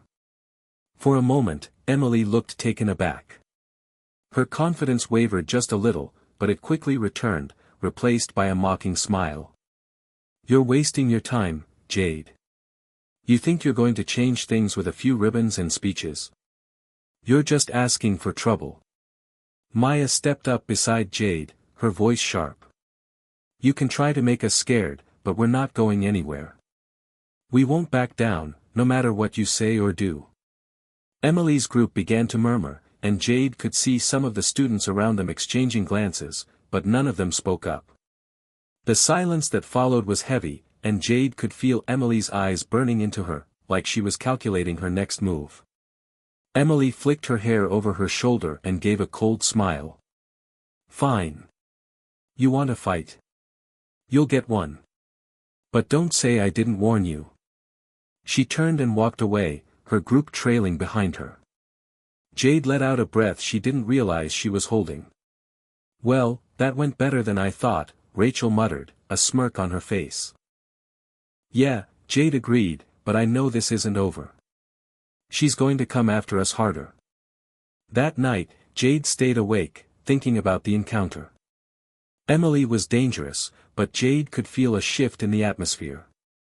More and more students were joining their cause. They were finally pushing back, and it wasn't just about standing up to Emily anymore, it was about standing up to the culture of fear and intimidation she had cultivated for so long. The next day, as Jade walked into school, she could sense that the entire campus was on edge. Whispers filled the hallways, but there was something different in the air. It was like everyone was waiting for something to happen. Students were wearing ribbons in support of Jade's cause, but as Jade passed, she could see more students than ever sporting white ribbons. The tide was turning. Emily had started her own counter-movement. She had clearly been planning this. The white ribbons were her way of showing that her influence hadn't waned, that she was still in control. But Jade wasn't worried. She had seen this before. Emily's tactics were predictable. Walking into the cafeteria at lunch, Jade saw her friends already sitting together, a cluster of quiet determination. Rachel gave her an encouraging look as Jade slid into the seat next to her. "Things are heating up," Sam said, his tone serious but optimistic. "I saw a lot of white ribbons today. But there's something about them that feels off." Rachel nodded. "It's just her trying to reclaim control. She's playing defense now. She knows we're making progress." Jade felt a surge of pride. "We have to keep going. We can't stop now." But just as she was about to say more, Emily appeared at the front of the cafeteria, her white ribbon stark against her jacket. She had that cold, calculating look in her eyes. Her group of followers was with her again, standing in a tight-knit circle around her. They were waiting for something, a confrontation, a reaction. Emily was good at getting attention, and Jade knew it was only a matter of time before she made her next move. Rachel leaned in, her voice low. "Don't worry, Jade. We've got your back. Just keep your head in the game." Jade nodded, trying to ignore the unease that still lingered. This was going to get ugly before it got better. But she wasn't afraid anymore. The battle was just beginning, and Emily had made her move. But Jade wasn't backing down. She had friends. She had support. And together, they were stronger than Emily could ever imagine. That afternoon, Jade and her group held a meeting in the library, quietly brainstorming their next move. They couldn't let Emily's counter-movement deter them. The key was to stay united, to keep spreading their message of standing up against bullying, against intimidation, and against the culture Emily had created. "We can't just keep responding to Emily's moves," Rachel said, her voice firm. "We need to lead. We need to get more people involved, show them that standing up isn't just about defying her, it's about creating something better, something we all deserve." Jade agreed. "We need to make sure people understand this isn't just about me. It's about everyone who has been hurt, ignored, or silenced. We're here for all of them." The group nodded, and they set to work, planning how they could expand their movement even more. They would need to be smart, make sure they had a bigger platform and bring more people on board, slowly but steadily. As they left the library, Jade felt a renewed sense of purpose. The fight ahead would be tough, but they had already made it farther than anyone thought possible. Emily might have more supporters right now, but Jade had something stronger, unity. Together, they would take on anything Emily threw their way. The next step was clear: keep pushing forward. Keep standing tall. And in the end, Jade knew, the strength of their message would win. The following week was an emotional roller coaster. Every morning, Jade woke up with a renewed sense of purpose, determined to keep the momentum going. But as soon as she set foot on school grounds, the pressure was there, like a constant, looming storm on the horizon. Emily and her followers had become more brazen. They were no longer just wearing white ribbons in silent defiance, now they were actively targeting Jade and her group. There were whispers in the halls, rude comments under their breath, and stares filled with judgment. The atmosphere was thick with division, and Jade could feel the weight of the school's expectations. But it wasn't just Emily. The tension was also coming from students who had never picked a side before, those who hadn't been vocal about the bullying or the toxic culture, but now felt the need to choose. Some sided with Emily, others silently supported Jade, and still others felt caught in the middle, unsure of where they belonged. Despite the growing divisions, Jade refused to be intimidated. She and her friends met regularly after school to plan their next steps. They organized more rallies, put up more posters, and talked to as many students as they could, urging them to take a stand, to not let themselves be silenced anymore. But there were still challenges ahead. At lunch one afternoon, as Jade sat with Rachel, Maya, and Sam, she noticed more students walking through the cafeteria with white ribbons. Emily's counter-movement was gaining ground. Jade couldn't help but feel a pang of frustration. She had hoped that their message would resonate with more people, but instead, it seemed like Emily was managing to sway others to her side. "I don't get it," Jade said quietly, her eyes scanning the room. "How can they stand behind her? After everything she's done?" Rachel shrugged, her face hard with determination. "Not everyone sees it the way we do. Some people just want to belong. They're afraid of standing out or rocking the boat." Jade clenched her fists under the table. "But that's the whole point, isn't it? We're standing out to change things for the better. If we all just stay quiet, nothing will ever get better." Maya leaned forward, her voice low. "We're not alone in this, Jade. There are more people supporting you than you think. They just don't always know how to speak up.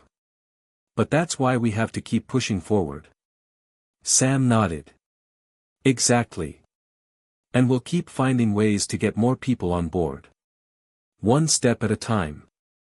Just as Jade was about to respond, she saw Emily walking toward their table. Her posture was confident, almost smug, and the white ribbon around her neck stood out like a beacon. "I hope you're not planning on taking the high road today, Jade," Emily said, her voice cutting through the air. "Because if you are, you're wasting your time. We've already won." Jade stood up, meeting Emily's gaze. "This isn't about winning or losing, Emily. This is about doing what's right. You've spent too long trying to make people feel small. But that ends now." Emily scoffed, her eyes flicking over Jade's friends as if sizing them up. "You really think a bunch of speeches and ribbons are going to change anything? The world doesn't work like that." Jade stood her ground. "Maybe it doesn't work like that in your world. But we're changing things. You can try to tear us down all you want, but it won't stop us." For a moment, Emily's mask cracked. She looked at Jade, her face twisting into something almost vulnerable, before she quickly regained her composure. "You'll see," she said, turning to leave. "I'll make sure of it." The tension hung in the air long after Emily walked away. But Jade didn't flinch. She knew this was far from over, and there was still so much more work to be done. Emily might have her supporters, but Jade had something stronger, the truth, and a growing number of students who were tired of being afraid. The following days saw more small victories. Students who had been silent before began speaking up. Some wore ribbons in support of Jade's movement, while others simply offered a kind word or a gesture of encouragement. There was a sense of unity that hadn't been there before. Students were starting to understand the importance of standing up, of making their voices heard. Still, Emily wasn't backing down. She continued her campaign of intimidation, using her followers to pressure anyone who spoke out in support of Jade.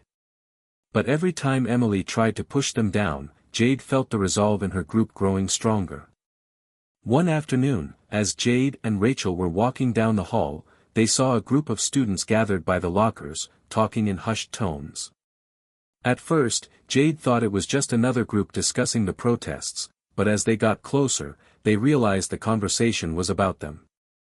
"It's getting out of hand," one student said quietly.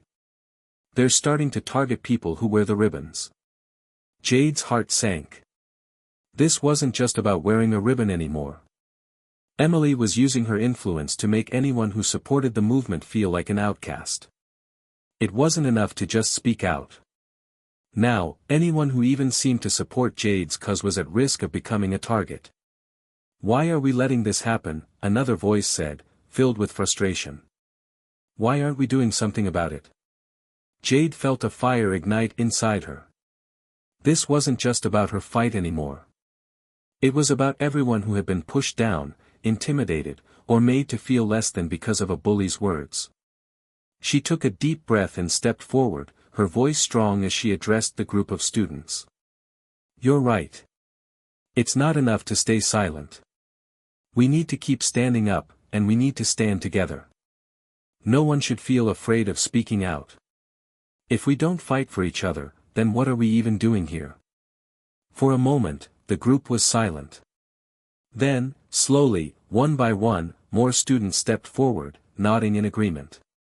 Jade felt a sense of relief. It wasn't over yet, but this was a turning point. The fear was still there, but it was starting to crack. People were starting to fight back. By the end of the day, Jade and her group had a new plan. They were going to escalate the movement. Not through more protests, but through education. They would organize discussions, hold small meetings, and work to make sure every student knew they didn't have to be afraid. Emily's influence wouldn't last if they could empower everyone to speak out, to be heard. It wouldn't be easy, and Emily was still a force to be reckoned with, but Jade knew that together, they could push back the darkness of fear. The tide was turning, and it was only a matter of time before the entire school saw what was truly at stake, the right to stand up, to be heard, and to change things for the better. And Jade wasn't backing down now. Jade had never been more exhausted in her life. Every day felt like a battle, but she couldn't stop now. The movement had gained momentum, and there was no turning back. Despite the whispers in the hallways, the tension that still hung in the air, she felt something that had been missing for so long: hope. It had been a week since their last confrontation with Emily, and things had been quieter since then, but Jade knew better than to believe that the silence meant peace. Emily had been lying low, but Jade could sense the storm brewing. She could feel it in the way students looked at her, some with admiration and others with fear. Emily had a way of keeping her grip on the school, and no one knew what lengths she was willing to go to in order to keep her power. One afternoon, after school, Jade and Rachel were at the library, poring over some research for their next step. They had decided that instead of continuing to meet in secret or in hushed voices, they would hold an open forum for all students to come together, share their experiences, and discuss the importance of standing up to bullying. It would be their chance to change the narrative and show that their movement was about empowerment, not rebellion. As they were discussing the details, a student they didn't recognize walked up to them, holding a folder in his hands. He looked a bit hesitant, but when he saw Jade, he spoke up. "Are you Jade?" he asked, his voice shaking a little. Jade nodded. "Yeah, I am. How can I help you?" The student hesitated, glancing around as if unsure whether he should be talking to her. Finally, he opened the folder he was holding, revealing a stack of papers. "I've been hearing about the movement, and, well, I'm kind of new here. I've been bullied, too. Not the same way you have, but, still. I wanted to help." Jade's heart skipped a beat as she looked at him.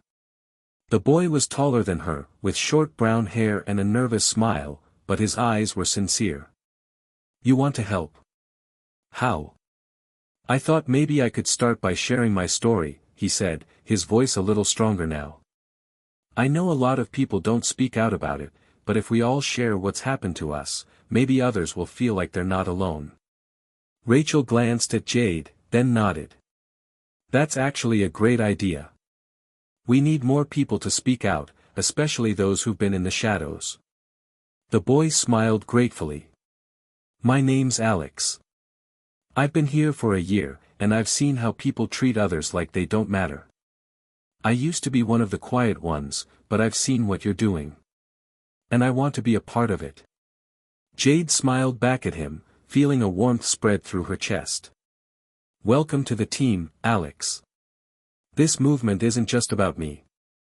It's about all of us, every student who's ever been overlooked or pushed around. And your voice matters." With Alex on board, Jade felt even more determined to make their message known. The open forum was set to take place the following week, and she had no doubt it would draw a crowd. The time for secrecy was over.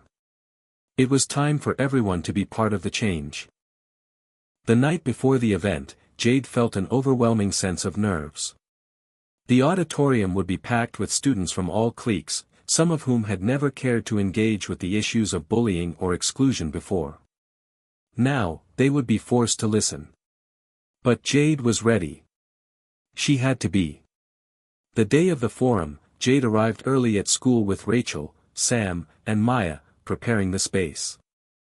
As the students began to file in, Jade could feel her anxiety creeping up, but she swallowed it down.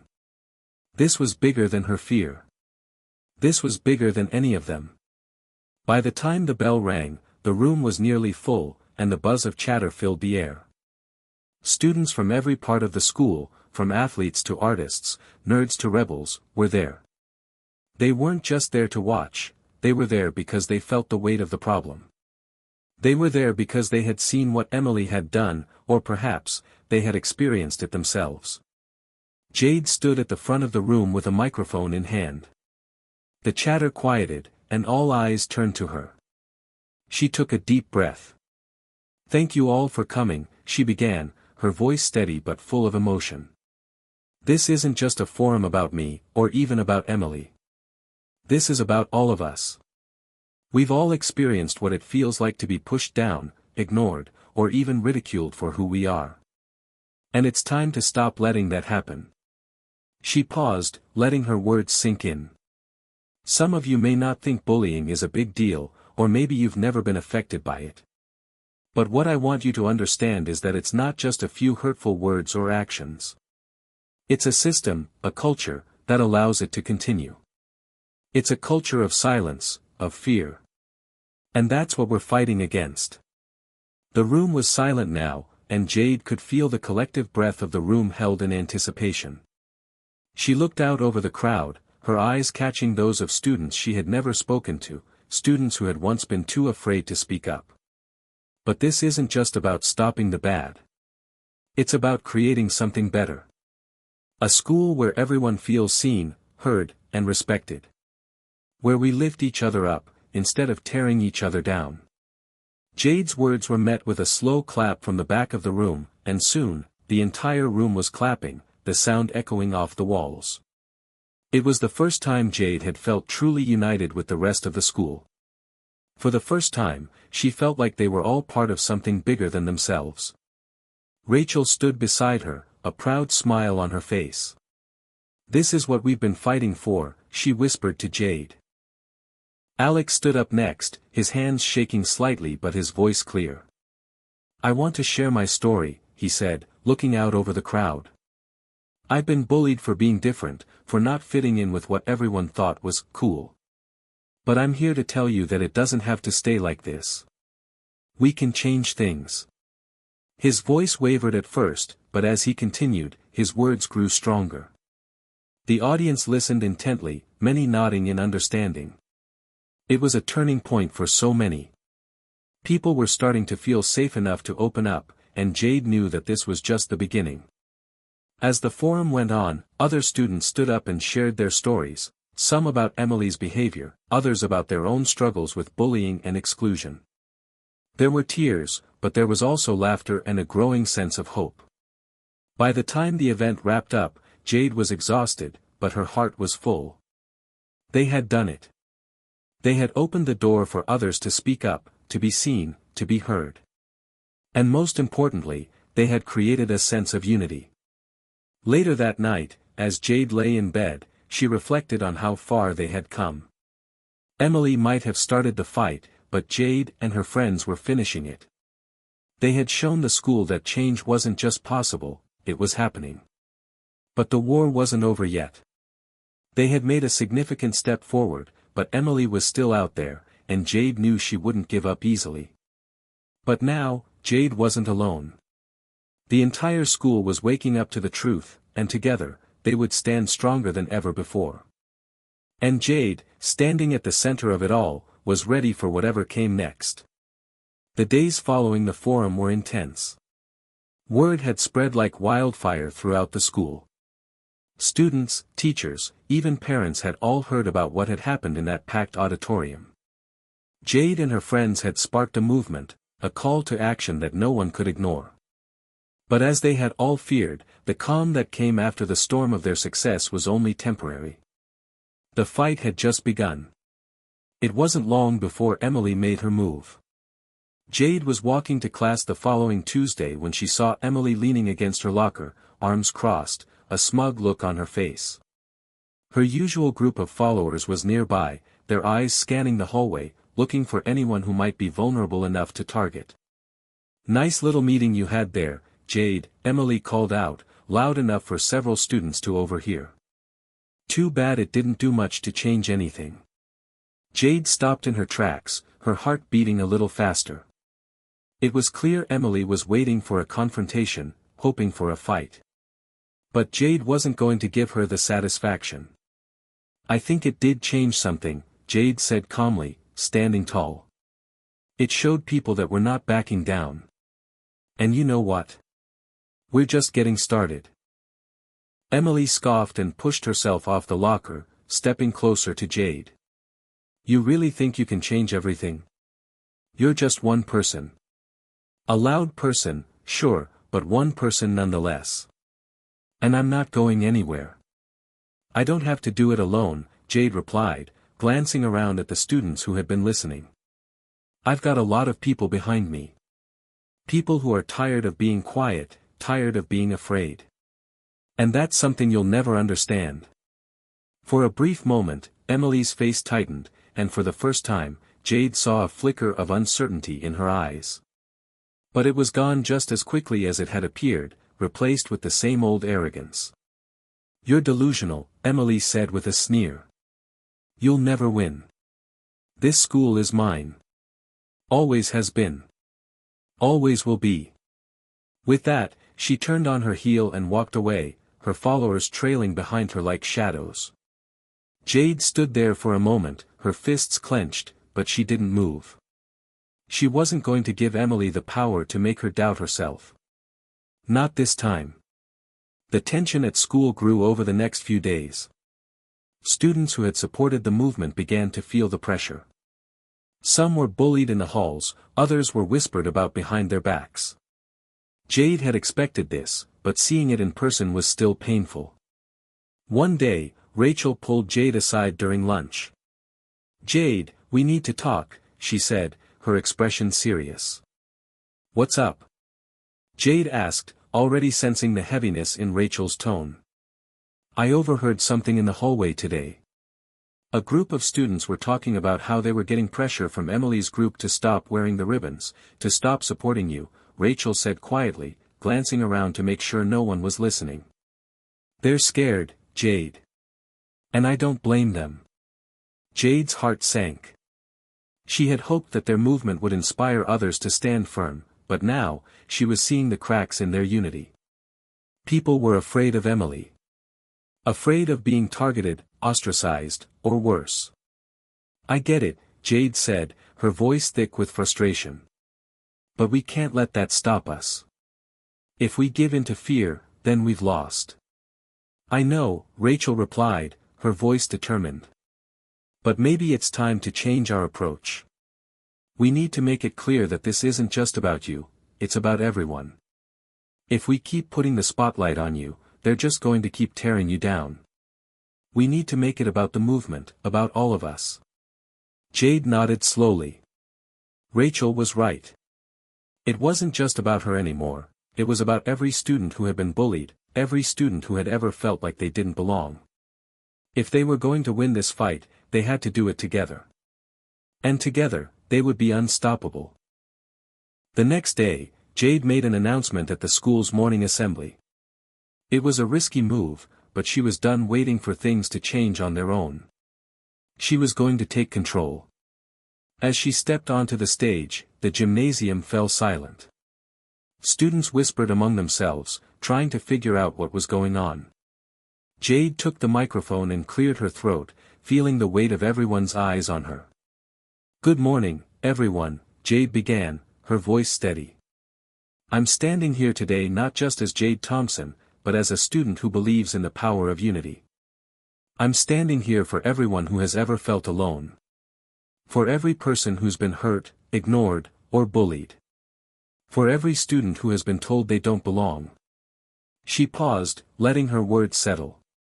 "I know that not everyone agrees with me. I know there are some of you out there who think this is a waste of time.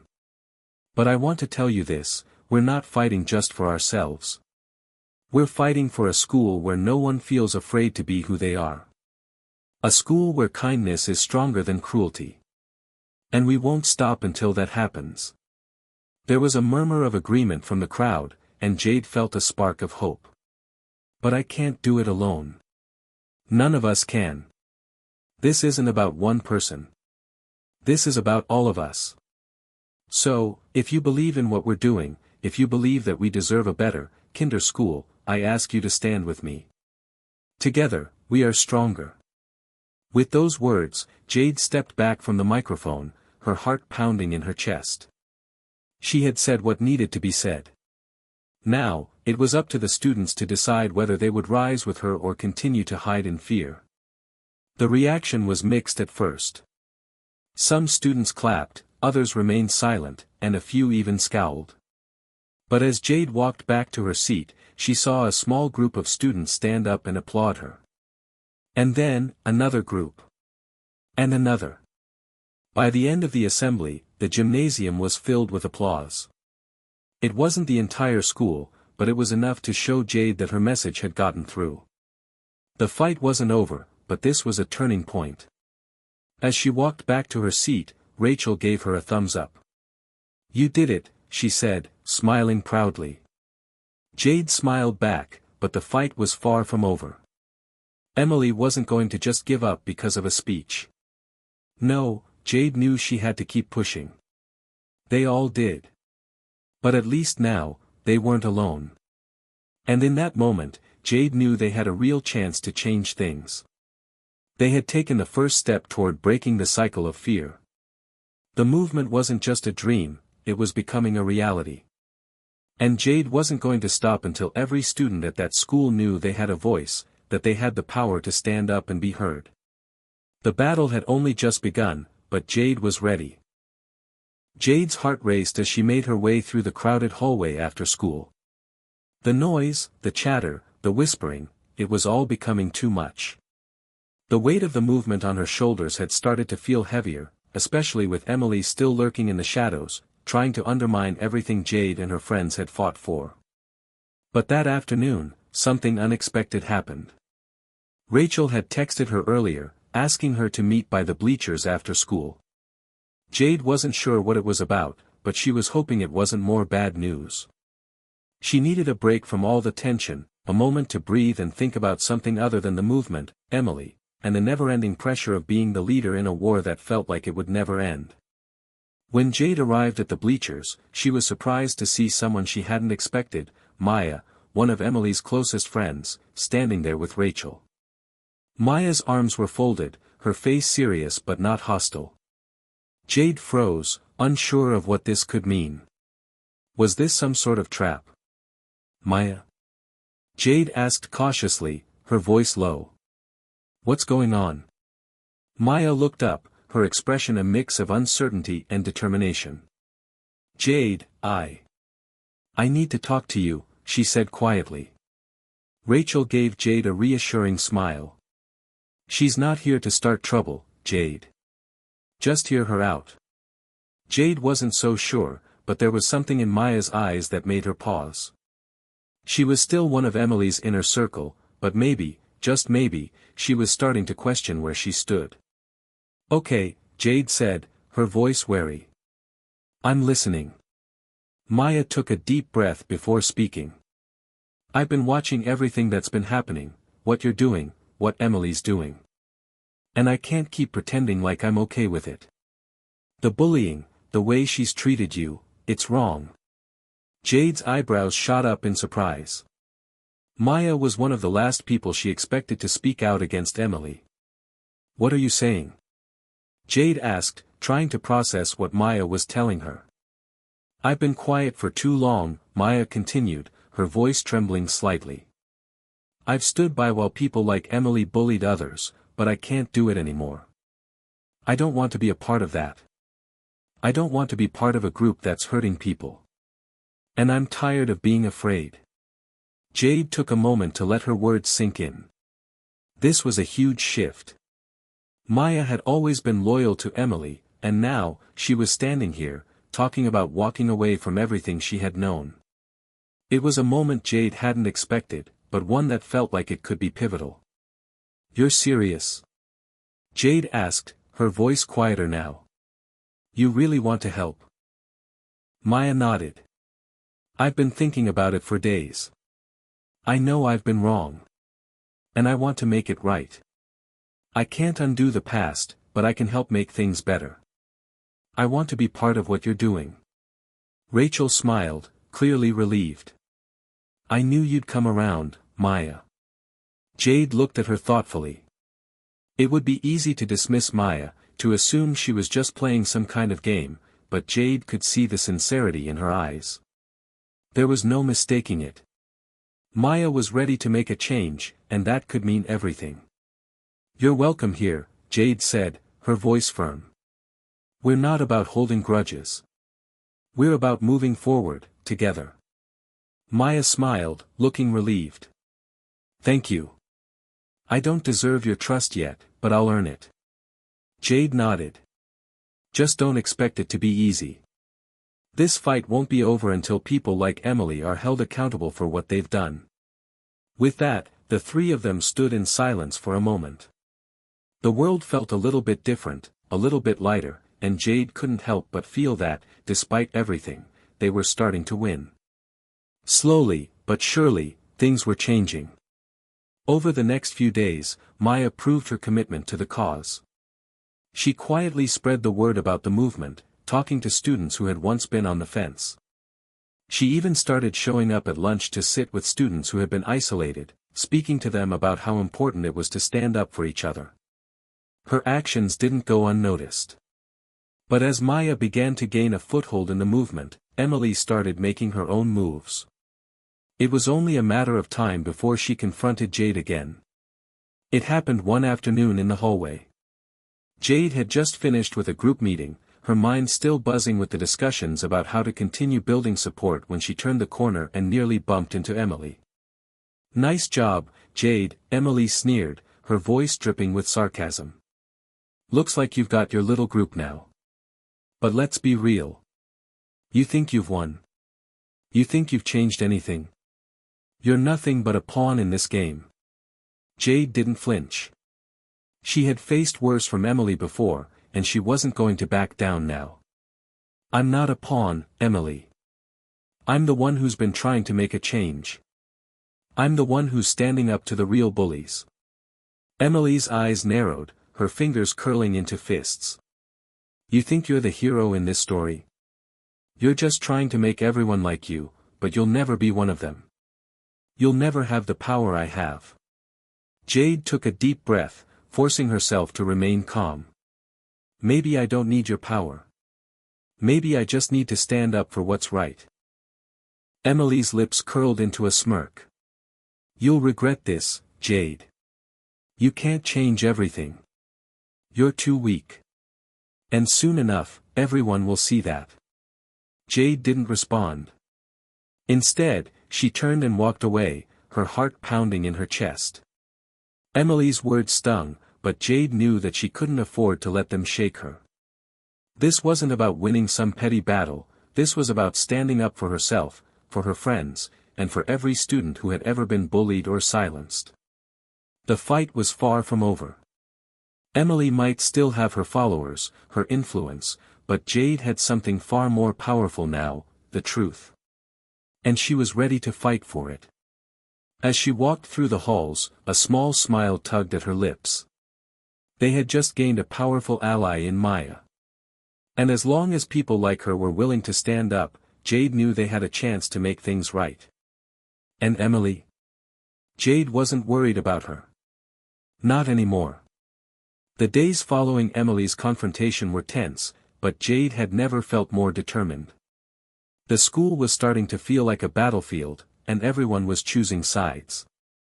While some students rallied behind her, others seemed to fall under Emily's influence, too scared or too loyal to speak out. Jade knew she couldn't stop now, not when so many were depending on her. The challenge had only just begun. But even the most resilient person can reach their breaking point. Jade felt the weight of leadership pressing down on her with every passing day.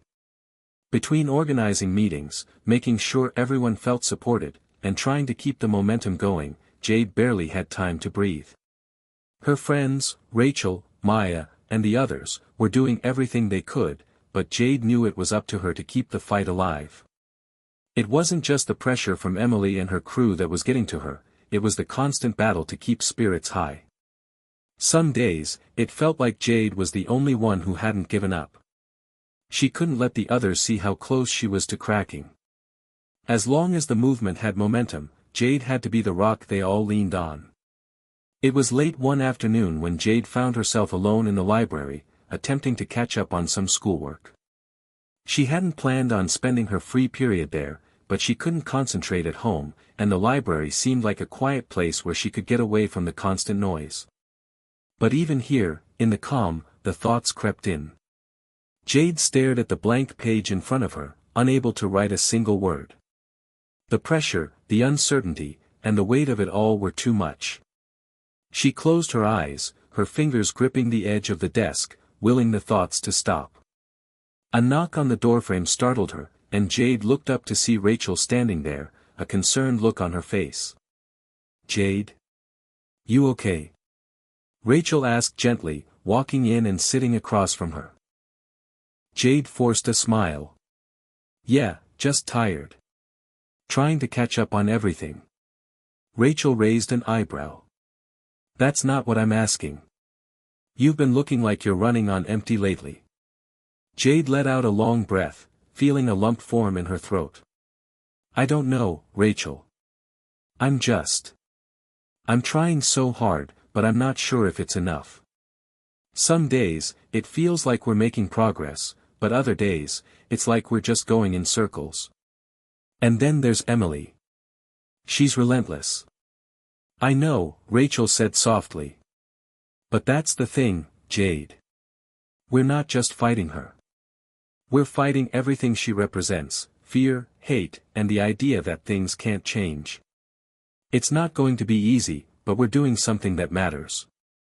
Jade nodded, but the doubt still lingered. "I know, but sometimes it feels like no matter what we do, it's never enough. And the worst part? I'm scared that if we don't win this, if we don't succeed, then all of this will have been for nothing. That I'll have let everyone down." Rachel reached across the table and placed a hand on Jade's. "You're not alone in this, Jade. None of us are. And you've already made a difference. Just look at Maya. She's with us now. We're growing, we're making an impact, and we're not stopping. But what if it's not enough?" Jade whispered. "It will be," Rachel said, her voice firm. "Because you're strong, Jade. You've already shown everyone what it means to fight for what's right. You don't have to have all the answers, and you don't have to do everything alone. We're all in this with you."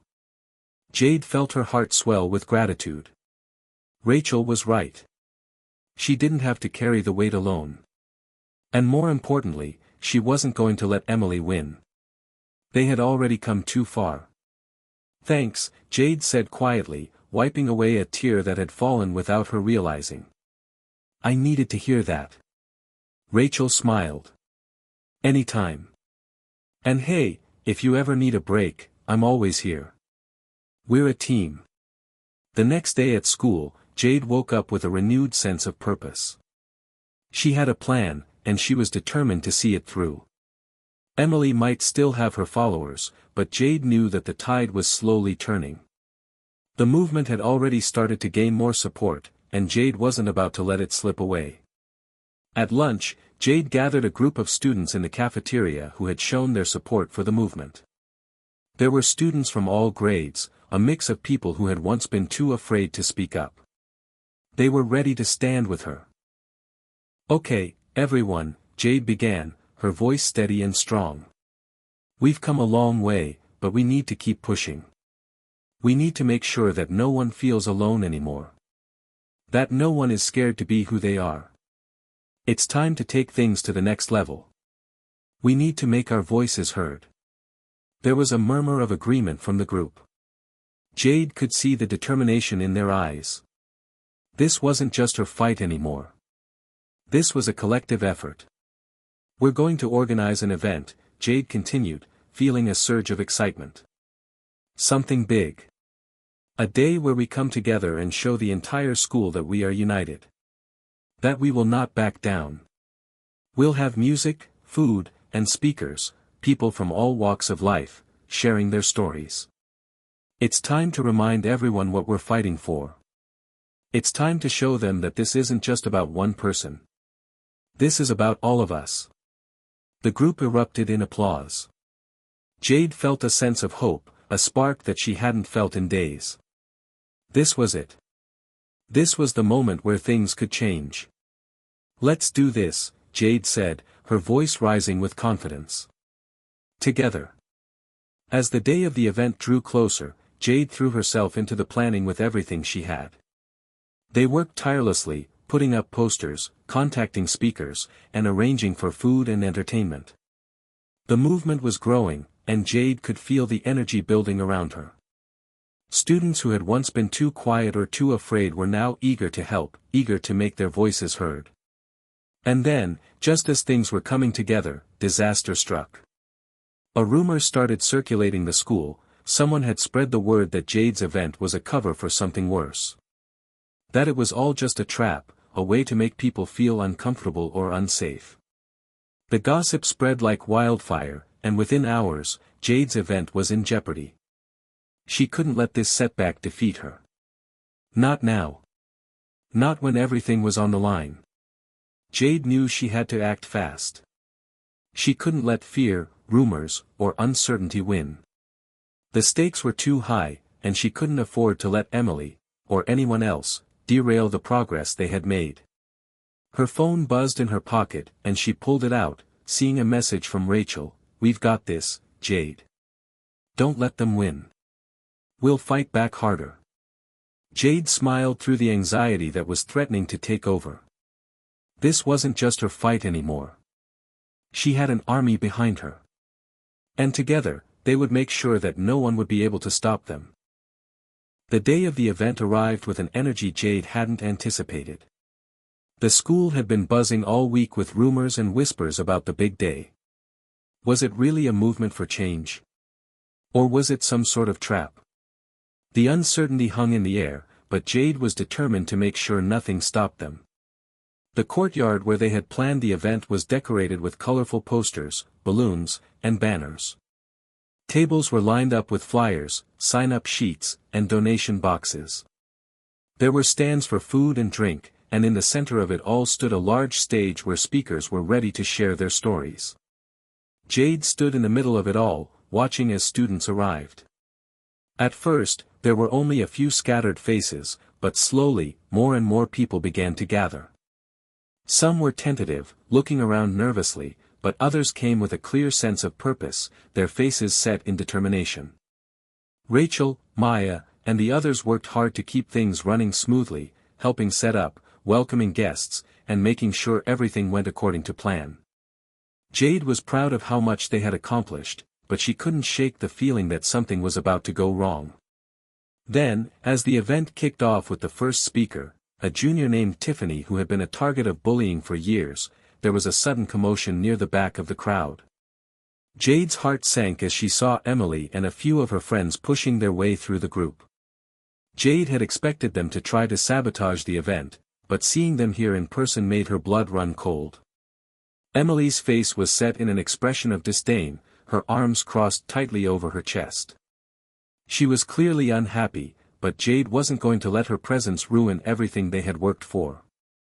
She took a deep breath and approached the stage, stepping into the spotlight herself. "Hey, everyone," Jade's voice rang out, a little louder than she had intended. The crowd quieted, turning their attention to her. "I just want to thank you all for being here today. For standing up for what's right. For showing that you are stronger than the hate that has been spread through this school for far too long." Jade paused, letting her words sink in. The crowd was listening, their eyes locked on her. She could feel the weight of their attention, but it felt different this time. Empowering. "As a community, we are stronger together," she continued, gaining momentum. "The voices you hear today, these are not just stories, they are a reminder that we are all worthy of respect. We are not defined by the labels that others put on us. And we will not let anyone, not even the people who have tried to tear us down, stop us from living authentically." The crowd began to clap, and Jade felt her confidence grow. She knew this was the moment she had been working toward. This was bigger than any one person. This was about creating a future where kindness and respect came before fear. "Now, let's hear from another brave speaker," Jade said, motioning to Tiffany, who was standing beside her, smiling nervously. Tiffany stepped up to the microphone, her voice shaking but steady. "I've been called a lot of things in this school. A freak. A loser. A nobody. But that's not who I am. And I'm not alone. None of us are alone." As Tiffany shared her story, Jade saw students who had once remained silent nodding along. Some had tears in their eyes, others were applauding. It was clear that this wasn't just a protest, it was a call for change, a call for solidarity, and a reminder that everyone had a right to feel safe. But not everyone was on board. As Tiffany finished her speech, Emily's voice cut through the air, sharp and dismissive. "This is pathetic," Emily sneered, stepping forward into the center of the crowd. "You're all just a bunch of kids who don't know what you're talking about. You think standing up here and pretending to be victims will change anything? You're weak, and you'll never be able to fight back against the real world." Jade's stomach churned. Emily had arrived at the perfect moment, just as their message was starting to gain momentum. But Jade wasn't going to let her sabotage everything. Not now. She walked toward Emily, her posture confident, her voice calm but firm. "Emily," Jade said, addressing her directly, "this isn't about pretending. This is about standing up for each other and making sure that no one is left behind. You don't get to define us anymore. You don't get to dictate what happens in this school." Emily's face twisted with anger, but Jade wasn't intimidated. "This is our time now," she continued. "We don't need your approval, and we don't need to fight like you do. We are better than that." For a moment, there was silence. The entire crowd seemed to be holding its breath. Emily glared at Jade, her lips pressed into a thin line, but she didn't speak. And then, slowly, she backed away, muttering something under her breath as she turned and walked off with her friends. The crowd erupted into applause, and Jade's heart swelled. It wasn't just the victory over Emily. It was the feeling that they had just made a real, tangible impact. This wasn't just about standing up to bullies, it was about changing the culture of the school, one student at a time. Later that afternoon, after the event had ended, Jade stood at the edge of the courtyard, watching as students packed up. It had been a long day, and she was exhausted, but the energy in the air was undeniable. Something had shifted. Rachel walked up beside her, a wide grin on her face. "You did it, Jade. You really did it." Jade smiled back, feeling the weight on her shoulders finally begin to lift. "We did it," she corrected. "All of us." Maya approached them next, her face glowing with pride. "That was amazing. I think we finally got people's attention." Jade nodded. "Yeah, but this isn't over yet. Emily's not going to give up that easily. We have to keep pushing." Rachel raised an eyebrow. "You mean you're not taking a break? You've earned it." Jade laughed, though it was tired. "Maybe later. But for now, we keep going. We've got more work to do." And as the three of them stood together, watching the sun dip below the horizon, Jade knew that the fight was far from over. But now, more than ever, she had hope. She had her friends. And she had the power of a united student body behind her. This was just the beginning. And Jade was ready for whatever came next. It had been a week since the rally, and the buzz around the school was palpable. The tension that had once gripped the hallways now felt different, charged with possibility. Emily and her crew hadn't caused much trouble since the event, but Jade knew they were only regrouping. She could see it in the way they'd whispered behind closed doors or exchanged quick, sideways glances whenever they crossed paths in the halls. But what mattered more was what Jade saw in her peers. In the days following the rally, she noticed more and more students standing up for each other, speaking out against the bullying, and even asking questions about how they could help keep the momentum going. Jade had thought, perhaps naively, that the impact would fade with time. But this was different. The conversations were ongoing. The whispers were not of fear, but of action. Jade had just finished her lunch when Rachel slid into the seat across from her in the cafeteria, a serious look on her face. "I think we've got something big," Rachel said, tapping a phone on the table. "What do you mean?" Jade asked, raising an eyebrow as she took a sip of her water. The excitement from the rally hadn't worn off yet, but the weight of the coming challenge lingered in her chest. "Look at this," Rachel said, swiping through her phone. "There's a group of juniors who've been talking about doing a follow-up event. They want to keep the conversation going and make sure that what happened at the rally wasn't just a one-time thing." Jade's eyes brightened. "Really?" "Yeah, and they want you to speak at it. They're calling it, the voice of the unheard." Rachel's voice was thick with enthusiasm. "They want the movement to keep growing, to get even bigger." Jade felt a warm rush of pride. This could be huge. But we need to make sure we're doing this the right way. We can't just be loud, we need to keep making people feel heard. If we're going to do this, it has to be meaningful. "I completely agree," Rachel said, nodding. "I'll help however I can. We're in this together." As the day wore on, Jade couldn't help but feel a growing sense of urgency. The movement was gaining traction, but it still needed structure, direction, and support. They couldn't let it fizzle out like so many school movements before. The fight wasn't just against Emily and her crew, it was about shifting the very culture of the school. That evening, Jade gathered her core group, Rachel, Maya, Tiffany, and a few others who had played pivotal roles in making the rally happen. They met in the school library, a space they'd come to associate with brainstorming and planning. "So, the juniors want to keep the momentum going," Jade began as everyone took their seats around the table. "They've proposed this idea for another event, something we could make a bigger tradition. But we can't just go in blind. We need a plan," Tiffany said, her voice calm but decisive. "Something with clear goals and objectives. We don't want to just make noise, we want real change." Maya nodded in agreement. "And we need to be ready for Emily and her group to try and shut this down. They won't give up easily." "Exactly," Jade agreed. "But this isn't about fighting them, it's about showing that we're a community of support, not division. We want to turn this school into a place where everyone feels welcome, no matter what."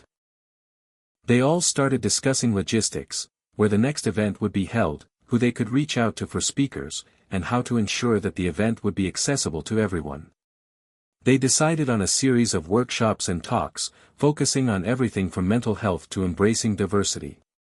They wanted students to walk away with more than just inspiration, they wanted them to have tools to keep the conversation going long after the event ended. The next week flew by in a blur of planning, organizing, and countless conversations. Jade found herself in more meetings than she could count, working with teachers, students, and local organizations to secure resources for the event. The pressure mounted as the event date grew closer, but Jade was determined to make it even more impactful than the last one. One afternoon, just a few days before the event, Jade was walking through the hallway when she noticed a group of freshmen gathered around, whispering excitedly. At first, Jade didn't think much of it. But then one of the girls turned and waved her over. "Jade," the girl called, her voice full of enthusiasm. "We saw what you did at the rally, and we wanted to say thanks. We're new here, and seeing what you did gave us hope that things could change. You made us feel like we're not alone." Jade smiled, warmth spreading through her chest. "Thank you for saying that," she said, genuinely touched. "That's what this is all about, making sure no one feels like they're on their own. We were talking," the girl continued, "and we'd like to be part of the next event. Is there anything we can do to help?" Jade's heart swelled with pride. "Absolutely. Every voice matters. I'll make sure to get you in touch with the team. We've still got a lot to organize." As she walked away, Jade couldn't help but feel a sense of accomplishment.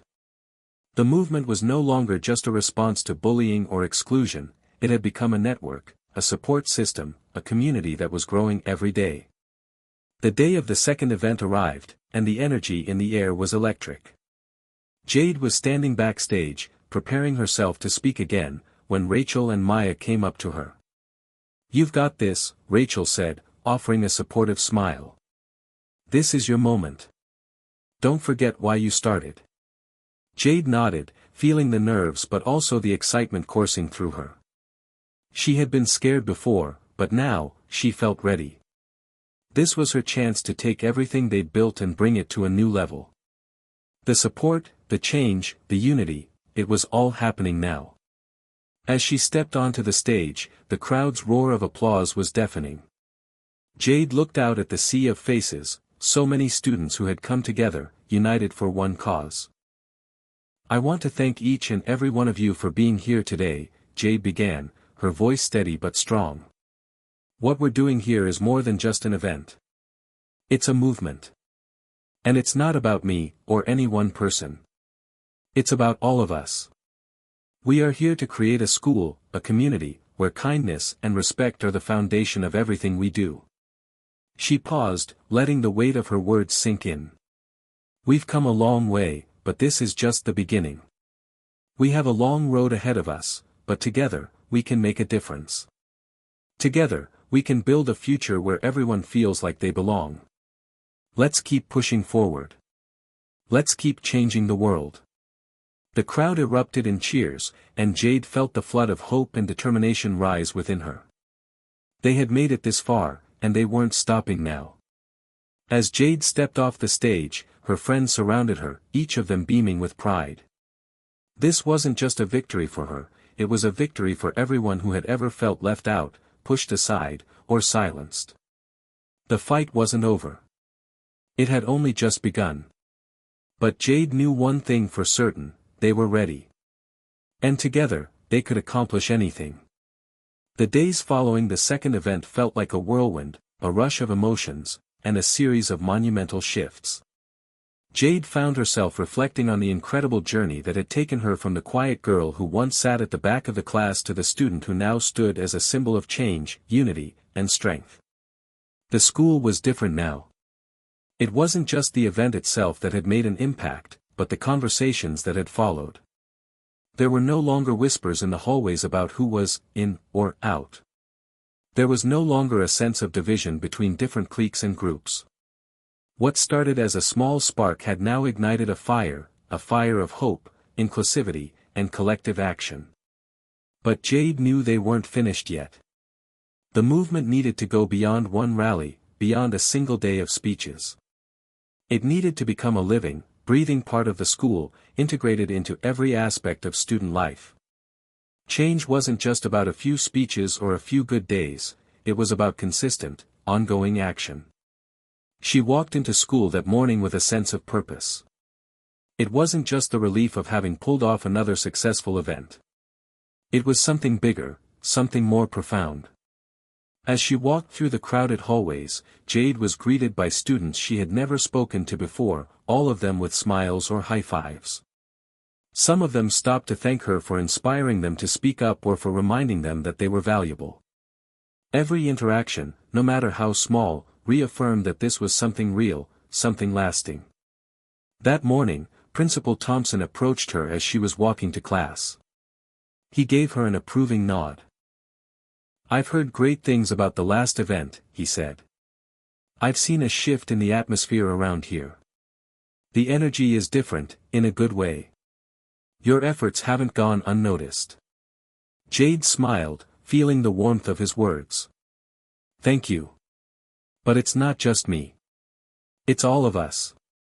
"That's exactly what I wanted to say," Principal Thompson continued, nodding thoughtfully. "Your leadership is inspiring. I've been in talks with the school board, and we're considering making your initiative a permanent part of our school's culture." Jade's eyes widened. "Really?" "Yes," he confirmed. "We want to make sure that this positive change you've helped spark doesn't fizzle out. We're considering implementing some of the ideas from your events into our school's ongoing programs, anti-bullying workshops, leadership training, inclusivity initiatives." It's all part of fostering a healthier school environment. Jade's heart swelled with pride, but she also felt a responsibility growing heavier on her shoulders. This wasn't just about her. It was about sustaining what they had worked for. This movement had to survive beyond her leadership, beyond the rallies and speeches. It needed to live on in every corner of the school. "I'm honored," Jade said, finding her voice. "But I'd love to help with that. It can't just be an event, it has to be part of who we are." "That's exactly the vision we're hoping to bring to life," Principal Thompson replied. "And we're happy to have you on board. I'll keep you in the loop as we move forward." After the conversation, Jade was overwhelmed with gratitude. She didn't know how far this would go, but it was clear that what they had started was bigger than she had ever imagined. That afternoon, Jade met with her friends in their usual spot in the library. They had been working on plans for a follow-up initiative, something they could organize for the entire school in the next semester. They had a lot of ideas floating around, partnerships with local organizations, student-led campaigns, and even a peer mentoring program. "So, we've officially made it," Maya said, setting down her notebook. "The school wants to make these changes permanent. It's a big deal." "I still can't believe it," Tiffany added, shaking her head in awe. "We started this with just a few of us, and now, this could be something that affects the whole school for years." Jade sat back, taking it all in. It wasn't just the success of the events or the accolades, they had created something meaningful. The movement had sparked something in everyone, and now they had the chance to shape its future. "I've been thinking," Jade said, after a long pause. "We can't stop here. We need to build on what we've started. Maybe we can start a student-led advisory group, to make sure the ideas we've put out there stay alive, stay relevant. It can be a way for people to keep working on these issues, even after we graduate." Rachel leaned in, excited. "I love that idea. It'll give students a way to get involved year after year, even as new generations come in. It's not just about today, it's about creating something that will last." Everyone at the table nodded in agreement. "We'll need to start planning for that," Jade continued, her voice steady and confident. "We'll need to reach out to more people, teachers, students, even the district. This has to be bigger than just us. It's about making sure that everyone has a voice in shaping the future of this school." The weeks that followed were a blur of meetings, presentations, and more brainstorming sessions. Jade's leadership, paired with the support of her friends and the school staff, was beginning to create a lasting legacy. The ideas they had put into motion were becoming real, tangible programs that would carry on for years to come. As the semester neared its end, Jade stood in front of the school, once again speaking to a packed auditorium. This time, though, there was no rally. There was no protest or call to action. This time, the event was a celebration of how far they had come and what they had achieved together. "I know we've had some difficult times," Jade began, her voice steady and clear. "And I know there are still challenges ahead of us. But look around you. This is what change looks like. This is what happens when we stand together, when we support one another." She paused, scanning the room full of faces, some familiar, some new. "This is just the beginning. The movement doesn't stop here. We've laid the foundation. Now, it's up to all of us to keep building, to keep pushing forward. Together, we are stronger." The crowd erupted into applause, and Jade's heart swelled. She wasn't just leading a movement, she was part of something far bigger than herself. And though the journey ahead would be long, she knew they were all ready. This wasn't the end. It was only the beginning. Together, they had created a future where kindness, respect, and unity would always come first. And Jade knew that no matter what challenges came their way, they would face them, together. Hit subscribe and leave a comment with where you're watching from. This story might just spark a new beginning.